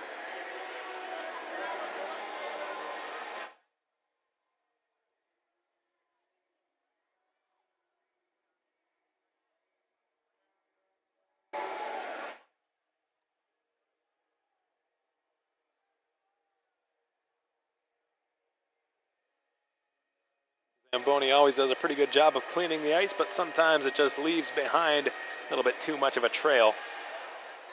That's all just part of the sport. It's like mowing the lawn and there's too much grass shaving all over the place. And that's always the worst part, is going back and picking up the grass shavings after you've just spent a half hour mowing the lawn. But that's just been done. The linesmen have taken care of that. Kudos to them. They have allowed this third period to commence. As Albrecht takes it on the left side, he's tripped up, goes to his knees, then falls down, and no penalty called. And the Jacks flip it back out to center. And again, in this playoff series, we haven't seen a whole lot of penalties called on either side. The opposite was the case when the Cats hosted the Corpus Christi Ice Rays last Thursday and Friday night, just penalty after penalty. Look out, here's Rosa in front of the net, backhand forehand shot, left pad save, rebound, jamming away at it is Albrecht, and Flackney with a tremendous couple of pad saves on first Rosa and then Albrecht.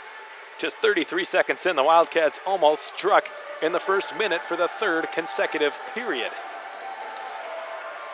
Poikala scored 50 seconds into the first. Rosa scored 32 seconds into the second. And last night during the second period, Eric Yeager tipped a shot from Jeff Baum in the second period. So the Cats have been scoring very early on in periods. As Shodal tried to return the pass for Marr, he chopped it wide, and Dillinger picks it up, scoops it along the boards, and Cooper Zek kept it in. Long backhand shot denied by Kapelmaster on Derek Brown. Shodal pushed off the puck by Poikala. Dillinger advances it to the right wing. It's Austin Bolio. Bolio hooks one into the Jackalope zone. Austin Bolio and Connor Wood of the Odessa Jackalopes, pretty good buddies. They played together growing up. They'll be playing together going forward as Shodal wrists a shot that's gloved down. That was Brown, rather, and Kapelmaster made another glove save. He is 23 of 23 tonight. Adam Goodser weaving through center. Had his pocket picked. Noah Gilraith skates over the Jackalope line and fires a shot that's swallowed up by John Flackney.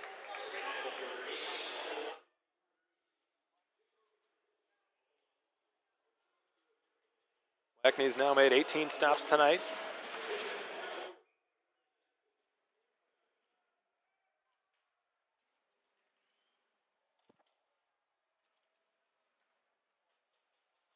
Matt Rippon will drop it back, and now it's Jake Levin in his own zone. Airmails the puck out to center and all the way down. Gilraith pursuing it, and they call icing, and Zach Zeck turns around at the linesman, Trent Williams, and he's not happy with that call.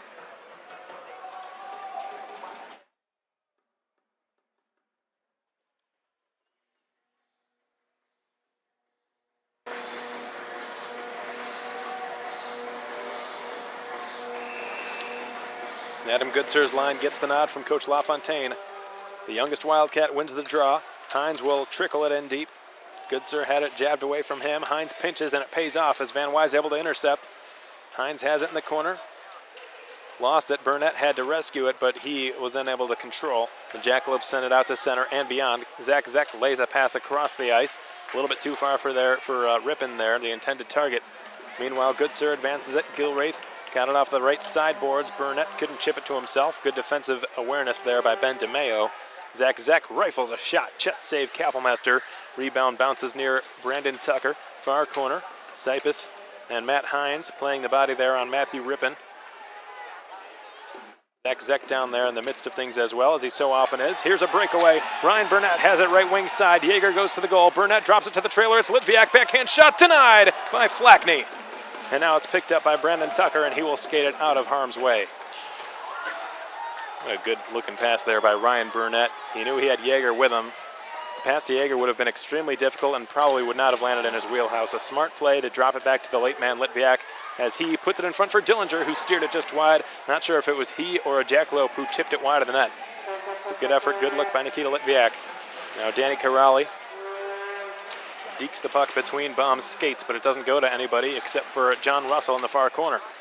Russell tries to stick handle his way to the front of the net. Rosa prohibited him from doing so. Delayed penalty upcoming against the Cats as a shot hit off the left post, and the goal light turned on. I don't think that was a goal. Andy McLean let it rip from the left point, and the shot went off of the far side post, the near side relative to the fast hockey camera, far side relative to McLean. And what a beautiful screenshot by Andy McLean, and just was not rewarded for it. And that's just got to be frustrating for the Jackalopes, who are just itching to get their first goal of this game. And I think they're going to talk to the goal judge because he turned that goal light on. And to me, from my vantage point, it didn't look like it was a goal, folks. It looked like it just hit off the inside of the post and just barely stayed out of the net.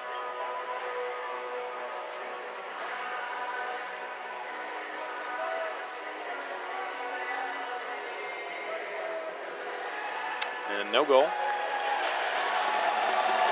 Zalkman makes the official call, but the Wildcats, regardless, will go to the Parkway Grill penalty kill. Only been penalized twice tonight.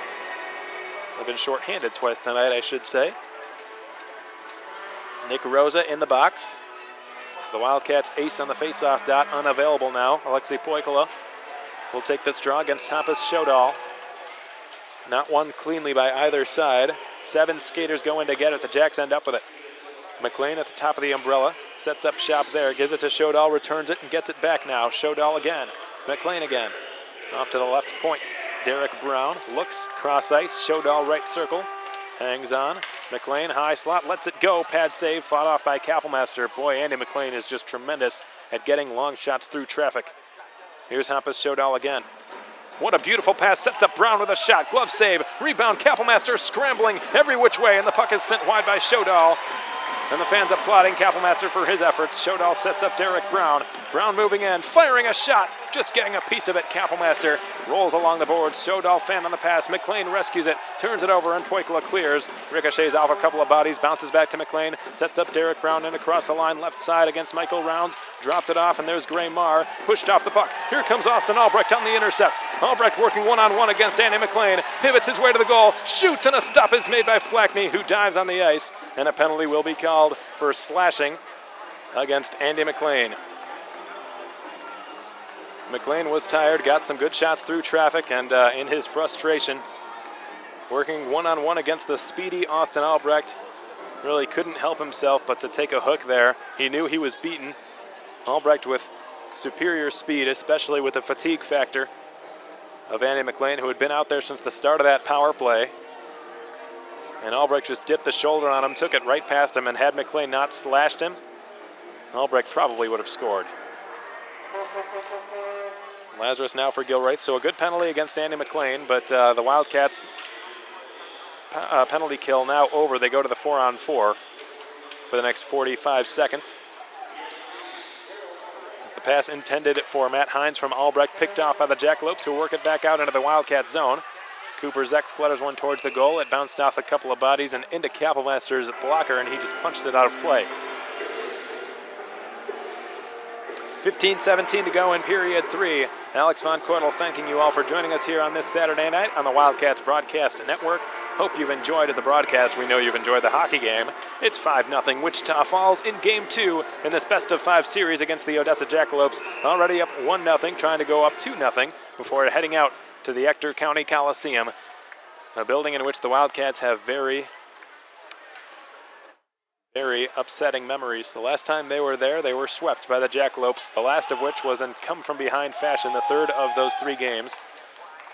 Again, Garrett Van Wy's long wrist shot his glove from Flackney, but those last 3 games back on February 4th, 5th, and 6th was one of 2 times the Cats were swept this season, and that 3rd game on February 6th was the only time in which the Wildcats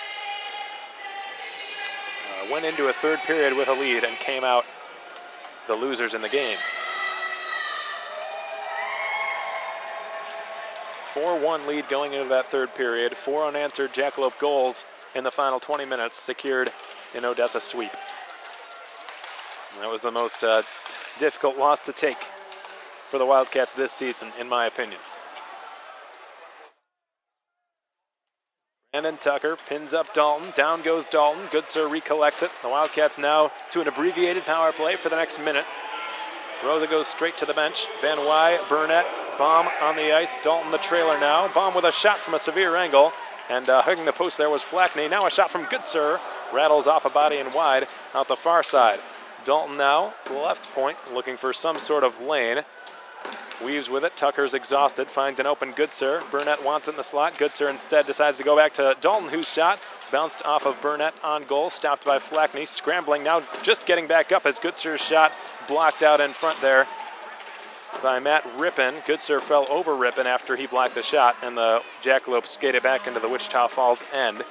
Ben DeMeo trying to kill some time here. Yeager, fresh off the bench, receives a pass on the outlet from Michael Rounds. Yeager smoothly gains the Odessa line with the puck on his backhand. Tries to gain some space for his teammates. He's got 4 of them open, but he can't get the puck to him because he's outnumbered 2-1. Finally, Burnett sets up Litviak in the slot, kicked it nicely to his stick, dusts it off and shoots. Shot it wide, near side. Now Yeager picks it up with some time. Yeager put it to Burnett with a touch pass that was picked off nicely there by Ryan McKellar. Trying to clear John Russell. Will drop it off, and Cooper Zek with all the time in the world, and the Wildcats have dropped their 4th consecutive man advantage. Long shot, blocker save, rebound, another stop by Kapellmaster, now 27 of 27 for the Wildcats goaltender. 13 minutes remain in period 3. It's 5-0 Wichita Falls. 75-foot shot from the top of the blue line goes wide of the goal. in the Wildcat zone. Gilraith picks it up in his own end. Banks it off the back of the net. Michael Rounds is there to pick it up.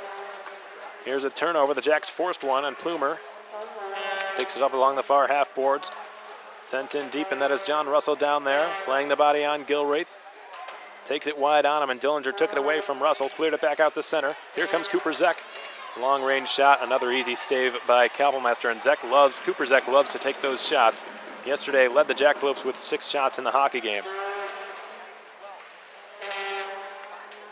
Braemar gets it deep. Gilraith still down there. He's pretty tired. Litviak jostling for it with Hampus Shodal. Shodal brought Litviak down. No penalty. Play resumes. Lazarus on the right wing. The Wildcats looking a little bit lackadaisical here, getting the puck out of their own zone. A dozen minutes remain in period 3. The Jacks with a 5-0 lead. Trying to take their first win in Wichita Falls since the season opener of the 2014-15 campaign. Shodal skates into the high slot. Will drop it off for Marr. Long shot tipped by Derek Brown. And stopped by Kapelmaster. He's 29 of 29 now. Tom Sipus spins away from the forecheck. Derek Brown. Now Hines will clear it. Just over his own blue line, no further. Jackalopes really not letting the Wildcats even get past the red line now. Can't remember the last time they were in the offensive zone. The Jacks really putting on the pressure. They want 1 goal here. They've been working desperately for it. They give themselves some life before they head back home to Odessa. If they lose this game without scoring a goal, they could be in some trouble. Loose puck out in front. What a stop by Kapelmaster. Just as I was saying that, grade A scoring chance, point blank for Connor Stewart. Kapelmaster with a good left pad save. Zach turns it. Cross ice, delayed penalty against Wichita Falls. Flackney goes to the bench. Rosa touches up. And penalty will be called. The Cats go back to the Parkway Grill penalty kill. They're 3 for 3 tonight. 7 for 7 on the playoff series.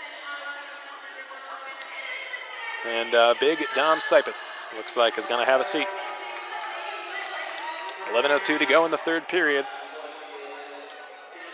The Cats still have not surrendered a goal since the 1st period of game 1.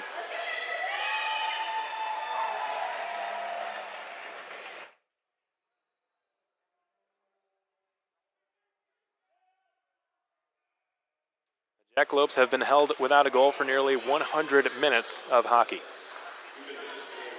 In that span, the Cats have scored 11.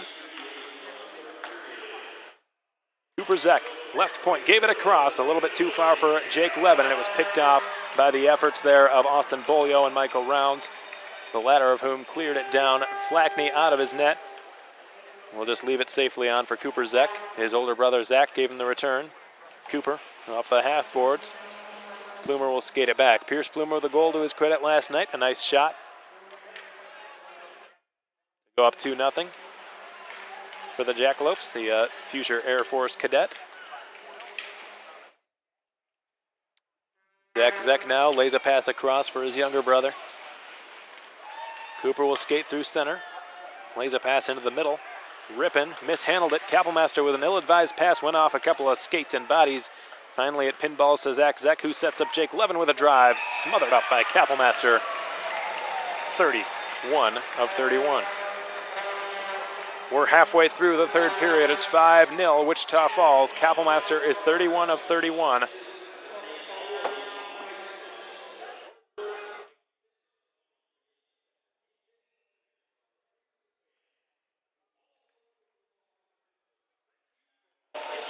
Andy McLean with another good point shot, another good keep, and a chest save. Kapelmaster, big bag turnover. Shodal's shot, trying to go 5-hole, stick save Kapelmaster. Shodal wins possession, gives it back to the left point. McLean, point to point for Corrali, doesn't see a shooting lane, so he dishes it off. Hampus Shodal for Danny Corrali, near a corner. Corrali and Shodal going against Goodsir and Hines respectively, and the Wildcats ended up with it. Goodsir is harassed there every step of the way by Danny Corrali, who will be penalized for a hold, I believe. Goodsir had a step on him, and Danny Corrali knew if Goodsir cleanly got past him, he would have had a 2-on-1 with Garrett Van Wy. So, again, probably a smart penalty by the Jackalopes' better defensemen, and Corrali argued the call, but he's going to have a seat. 28 seconds remain on the 4-on-4, after which Dementis Sipus will be let back onto the ice, and the Cats will have another power play, the likes of which they're just 1 for 5 tonight, after going 3 for 3 last night. Meanwhile, 4-on-4 for the next 25. Dalton gives it to Baum, left point. Long shot, Karams off the back glass. Litviak has it, far corner. Baum is open in the high slot. Litviak skating with it to the top of the right point. Protecting that puck nicely through 3 Jackalopes, the last of whom, Ben DeMeo, had a chance to jab it off his stick, just couldn't do it. Great puck protection and good puck battle by Nikita Litviak along the corner boards. Yeager corrals it there, got it on his backhand, coming off the half wall. DeMeo defending him. Yeager pivots every which way, and the puck cleared from Levin out to the left side. McKellar just drove into Dalton after chipping it past him. Dalton got in his way, no interference on either side there. Probably could have been called both ways. Now back over the line it comes. The Wildcats in the attacking zone as Dalton tried to put it into the slot for Yeager, and it was blacked down and sent out to center once more. The Cats with another shortened power play, 1:07. As an offside whistle is blown against the Wildcats. Austin Albrecht doesn't understand why, but that is the call. 8.5 to go in period 3. Alex Von Koitel with you as always, thanking you for joining us on the Wildcats Broadcast Network tonight, folks, and it's been one heck of a game 2 in Wichita Falls. And Greg and Sue Van Wy tuning in from Seattle, Washington, just back from Sue's brother's wedding to catch the 3rd period. Congratulations to Sue's brother.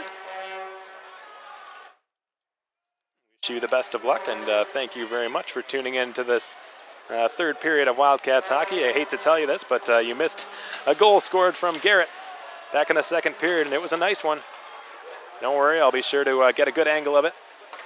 Best angle I possibly can on the highlight video when I put that together on Monday. Rosa with a shot that was blocked, and Ryan Burnett set Van Wy up, or Garrett up, for that nice shot. He ripped it short side as a rebound, big rebound conceded, and what a glove save is made by John Flackney, and Lazarus is in pure disbelief. Well, that would have absolutely taken any life the Jackalopes had right out of them if that goes in. Flackney with a diving glove save after giving up a big juicy rebound. I'm watching on the Jumbotron right now, and wow, the replay cuts right before the big save is made. That's unfortunate. The Cats have had 40 shots in this game, 5 of which are goals.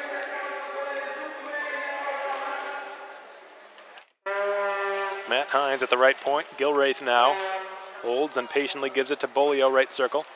Couldn't slide it through, tried to filter it to Poikala. It was picked off and sent down the length of the ice. Time for one last rush on this Jim Arnold collision power play for the Wildcats. Arnold collision repairs on Beverly and Old Seymour Highway. Small enough to appreciate, large enough to accommodate. Nikita Litviak switches places with Poikala, gives it to Poikala at the goal line. Tries to feather a pass across the ice. Bolio was there. It went off a Jackalope's body and out to the right point, and Gilreath kept it alive, and DeMeo has it in his own zone now. The Cats have dropped another power play. They've been unsuccessful converting on their last 5 opportunities, after successfully converting on their first 4 in this playoff series. Burnett takes a shove to the head from Pierce Plumer. Puck turned over at center. Connor Stewart had it in the Jackalopes, or the Wildcats logo, and cleared it. Tom Sipe is behind his net to play it. Less than 7 to go in this 3rd period. Goodser forces a turnover. He's got Van Wy, holds up and goes to the trailer. Here's Ryan Burnett on his backhand, and he lifted it well high of the net and off the mesh.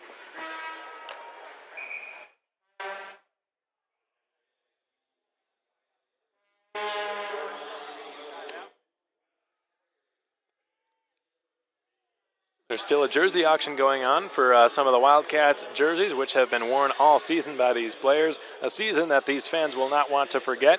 The option to bid on these jerseys still available for a pretty good handful of the remaining jerseys. So fans might want to get on that before they're all gone.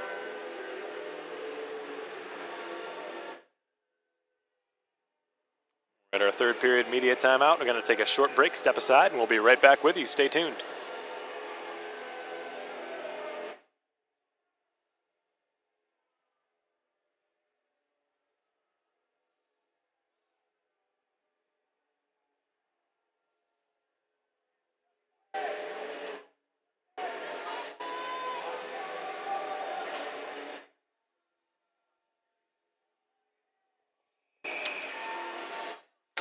right, welcome back. Adam Goodsir's line, he is flanked by a couple of speedsters in Garrett Van Wy and Ryan Burnett on the left and the right side. But they lost the offensive zone draw, so the Jacks are able to get it out to the Cat zone, and an offside whistle blown against Graymar and his line.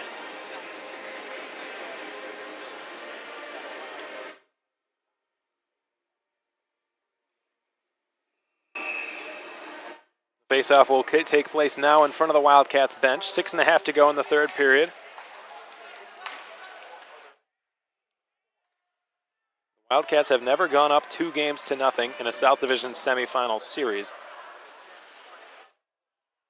Never even won a game one in a South Division semis. Last season, they lost game one in Topeka before bouncing back and defeating them at the Landon Arena by a score of 7-0. And then coming back here on a Monday and a Tuesday night to play games 3 and 4 here at the KYC. The first game they lost by a very narrow margin. That was game 3, and then game 4 was an absolute heartbreaker. Kapellmeister gloves another shot from Shodal. And, game 4 is the one in which the Cats were eliminated last season back on April 14th, 2015.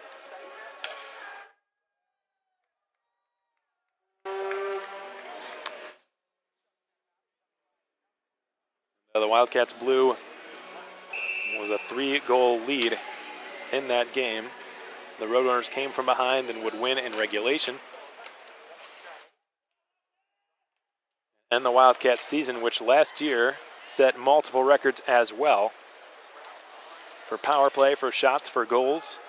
They had more goals and shots and the better power play last year than they did this year. But this year, they had a stronger record. They were a better overall team. Last year, they had all sorts of firepower, certainly all sorts of talent, but it was not as deep.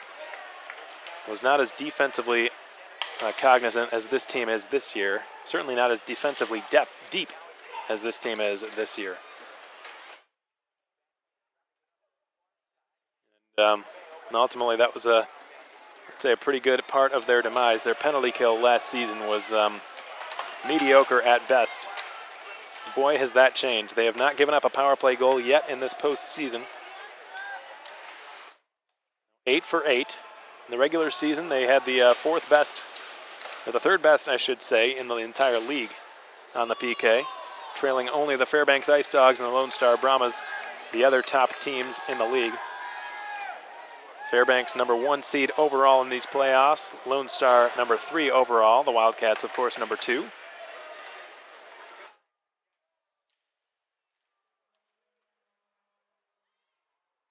Brandon Tucker steals the puck at his own blue line, gets it past Gilraith, who's going to beat him out to it, looks like. Gilraith loses his stick. Poikla helps him out and goes behind his own net, as he so often does, to flush out the puck.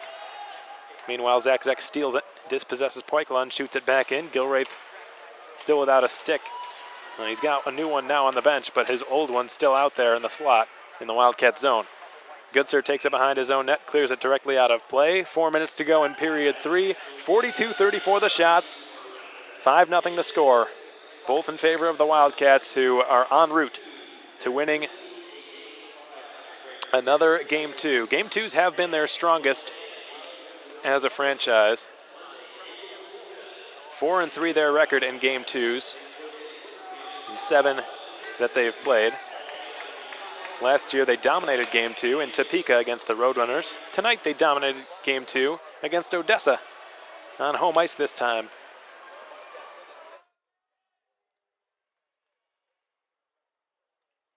But again, historically, folks, the playoffs have not been kind to the Wildcats. So a 4-3 record in Game 2, that's as good as it gets for games for the Wildcats.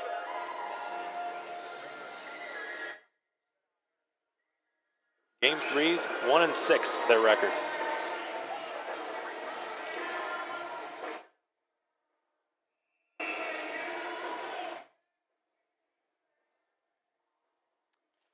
So Adam Goodsir wins an offensive zone draw. Sipus will give it back to Baum at the right point. Ryan Burnett gave it to Goodsir, not in his wheelhouse. The Jacks work it back out. Wildcats have just cleared the puck all the way down. No icing here. Corrali back behind his own net to pick it up. And I see a couple of Corrali jerseys down there. A man right beside a woman, both wearing Corrali jerseys. Wonder if that's his parent here in attendance. Be quite a commute to watch their kid play a road game, but actually Danny Corelli not too far from here, his hometown being Glendale, Arizona. Seeing hockey grow quite a bit in the state of Arizona. The Coyotes, the National Hockey League team, has begun steadily improving its attendance after being near the bottom of the league in attendance for quite some time. They've been seeing some improvement. We've been seeing some talented players coming out of Peoria and Phoenix and Glendale and other cities in Arizona. Johnny Walker on the Topeka Roadrunners led Minot in scoring. Here's Litviak with a shot. Goes just wide and rattles off the glass. Johnny Walker, an Arizona kid through and through, committed to ASU for next season, was the leading scorer and captain of the Minot Minotauros, Max Reisinger's new home, before he was traded for Matt Jennings to the Topeka Roadrunners mid-season. One of the Fairbanks Ice Dogs top guns, also from Arizona, Logan Coombs, if I'm not mistaken. Second leading scorer, or the third, on the Fairbanks Ice Dogs.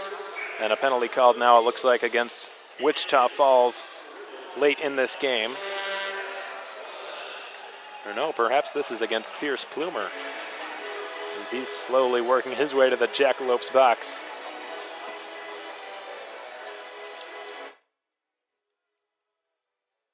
That is a power play for the Wildcats, who have dropped their last 5 in a row. If they put one in here, it would be nothing more than a consolation. You can order the autopsy now. This game is over.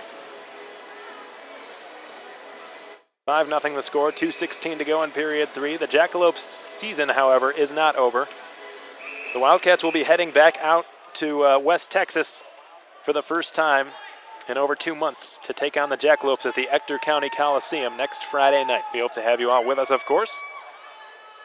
Coverage will begin for that game at 7 o'clock. That will be Game 3 in this best-of-5 series and could be the last game of this best-of-5 series if the Cats win. If they lose, a Game 4 will be required. If the Cats lose that game as well, then a Game 5 will be played back here at the KYC on Monday, April 25th.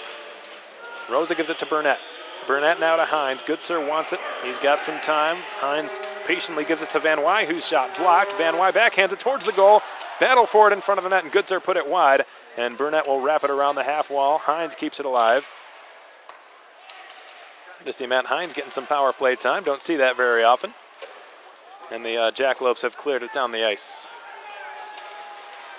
And by no means is that a knock on Matt Hines, because I've seen him shoot the puck, and he certainly can bring it. But the Wildcats just have so many mobile, skilled, smooth skating defensemen back there who can quarterback power plays. Jake Dalton, Michael Rounds, Noah Gilraith, Jeff Baum. It's tough to be that defenseman, that lone defenseman no less, on a power play that's structured to have 4 forwards. The Odessa Jackalopes, on the other hand, have 2 defensemen. Lazarus tried to set up Poikla for the hat trick, put it through the net mouth, beyond the reach of Poikla. Perhaps it was just too hot to handle for him. Happened a little bit too quick. McLean gave it away. Poikla gives it there to Albrecht, out muscling McLean for possession. Poikla in the corner, backhands it deep. Now Lazarus has it behind the Jackalopes net, tries to center. It's loose down there. Lazarus picks it up once more. He's got Litviak open. Lazarus looking for Poikla to try to get him that hat trick. You can see all the players on the ice trying to do that for him. Now Albrecht has it. Far corner along the half boards. Poikla falls down. He's parked out in front and ricochets a shot high and over the net and off the mesh.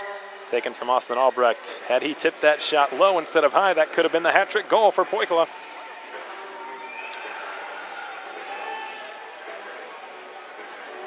.1 seconds remain in this Wildcats victory.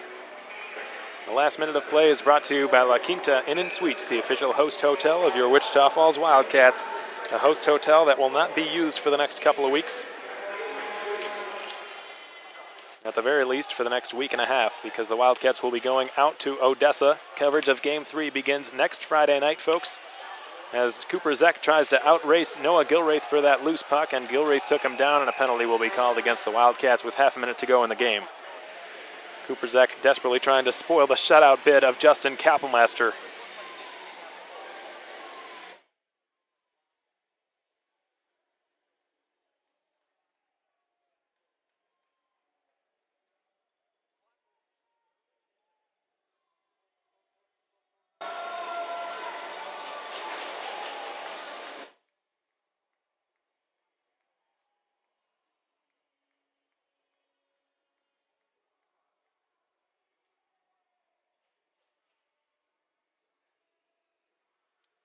So some changes being made here.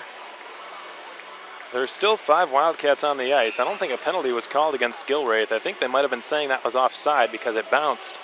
Gilraith was hustling back to cut down the lane from Cooper Zek. So no penalty was called. A defensive zone draw won by the Jackalopes and a quick shot stop by Kapelmaster, who is now 34 for 34. Quarter of a minute remains. Jackalopes floated out to center. Matt Hines on the intercept will rattle it back in. That's going to do it. The Wichita Falls Wildcats, for the first time in team history, have taken games 1 and 2 in the South Division semifinals. They've got the Odessa Jackalopes hanging on to their playoff lives by the skin of their teeth. They're holding on for dear life right now. They will be hosting the Wichita Falls Wildcats next Friday night at the Ector County Coliseum. Coverage will begin at 7 p.m. on that night. We're going to step aside real quick before we bring you post-game action. Stay tuned, folks. We'll be right back.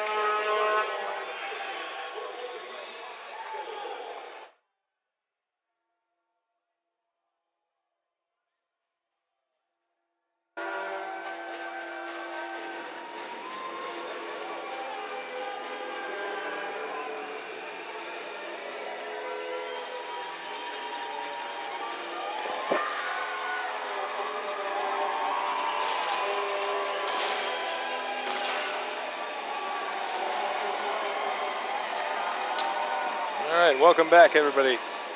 Sorry for that brief delay.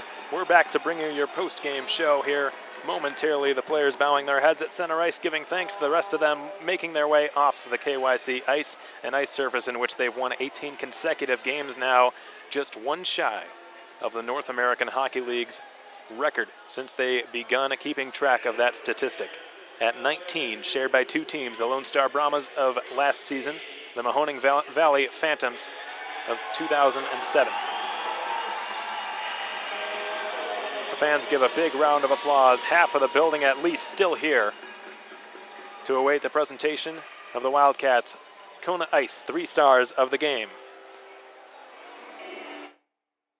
Players getting ready. They've got the t-shirts in their hands that they'll be throwing out to some lucky young fans in the crowd tonight. The 3-star selection again brought to you by Kona Ice. And it was not a very difficult decision for me to make. I sent the text down to Charles Campbell, the public address announcer, and Debbie Fleetwood, the ice programs coordinator. They had my decision made pretty quickly. I don't think the choices will surprise you all that much.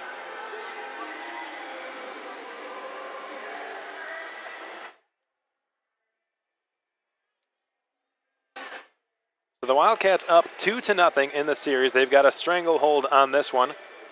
The other South Division matchup taking place tonight, the Lone Star Brahmas, the Topeka Roadrunners. That game still tied very late in period 2. That's going to be a barn burner worth keeping an eye on until the final buzzer. In the meantime, we're still awaiting the ice to clear up a little bit and for the players to be ready to skate out on the ice. And now the public address announcer begins to preface the announcement of our 3-star selection.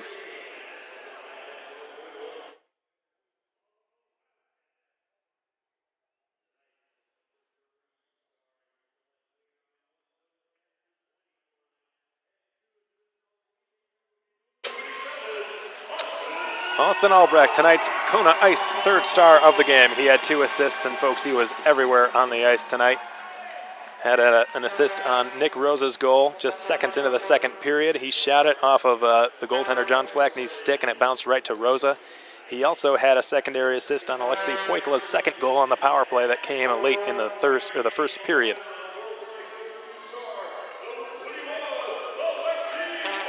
Tonight's number 2 star, Alexei Poikola, had 2 goals, 1 on a power play, 1 at even strength. His first multi-goal playoff game as a Wildcat. And now he's got 3 goals in just 2 playoff games with the Wildcats. A rookie in this league, leading the team in goals in the postseason. Phenomenal stuff by Alexei Poikola in this 2-game home series against Odessa, games 1 and 2. The number 1 star of tonight's game, who else? Justin Kapelmaster, who was a bit overshadowed because of all the goals that were scored today. But I'll tell you what, folks, without him, this game would have been a different story. Not saying the result would have been different, but it would not have been as lopsided as the score that you see now. It would not have been 5-0, that's for darn sure. Kapellmeister, 34 of 34, records his first shutout as a Wildcat in the playoffs. And what a night for Justin Kapellmeister. He faced shots early and often, faced shots of both quality and quantity, and stayed just so composed in the net all evening long. Very well deserving. He is tonight's Kona Ice first star of the game. And during the regular season, Justin Kapellmeister had a pretty phenomenal year as well. Looks to be getting off to a good start in the postseason. Had 4 shutouts in 33 wins, 46 total games played, but some of those were in relief. Second in the entire league in wins in the regular season. More importantly, the Wildcats go up 2-0 in the series against the Odessa Jackalopes, who have got their work cut out for them if they want to have any chance of bouncing back in this playoff series. All against them right now. 5-0 the score here tonight at the KYC. 2-0 the score in the series between the Wildcats and the Jackalopes. The next game will be played out at the Ector County Coliseum next Friday night. We hope to have you all with us again. Alex Von Coyle with you as always, hoping you enjoyed tonight's broadcast on the Wildcats Broadcast Network. We know you enjoyed the outcome tonight. 5-0 again, the score in favor of the Wildcats. Shots favored them as well, pretty much did all evening long. Third period, only 8 total shots, 4 apiece, but 36-26 the total. Thank you, appreciate it. And the Jackalopes, they've really got to find some sort of way to put the puck in the net because they have not scored since late in the first period of Game 1. They've played over 100 minutes of hockey goalless, and their top guns, their top line, Hampus Shodal, Derek Brown, Graymar, none of them have scored even a point in this playoff series against the Wildcats. Those guys in the regular season combined for 55 goals, which was more than 35% of the Jackalopes' total bottom line. Their offense relies so heavily on those 3 guys, and they just have not been able to get the job done. 119 points scored during the regular season. Those 3. Two of their players were among the league's top 5 in scorers at the end of the year. All 3 members of that top line that Odessa has played in every single game this season. They're just such an integral part of the Jackalopes lineup and their team, and they have just got to find a way to solve Justin Kapellmeister.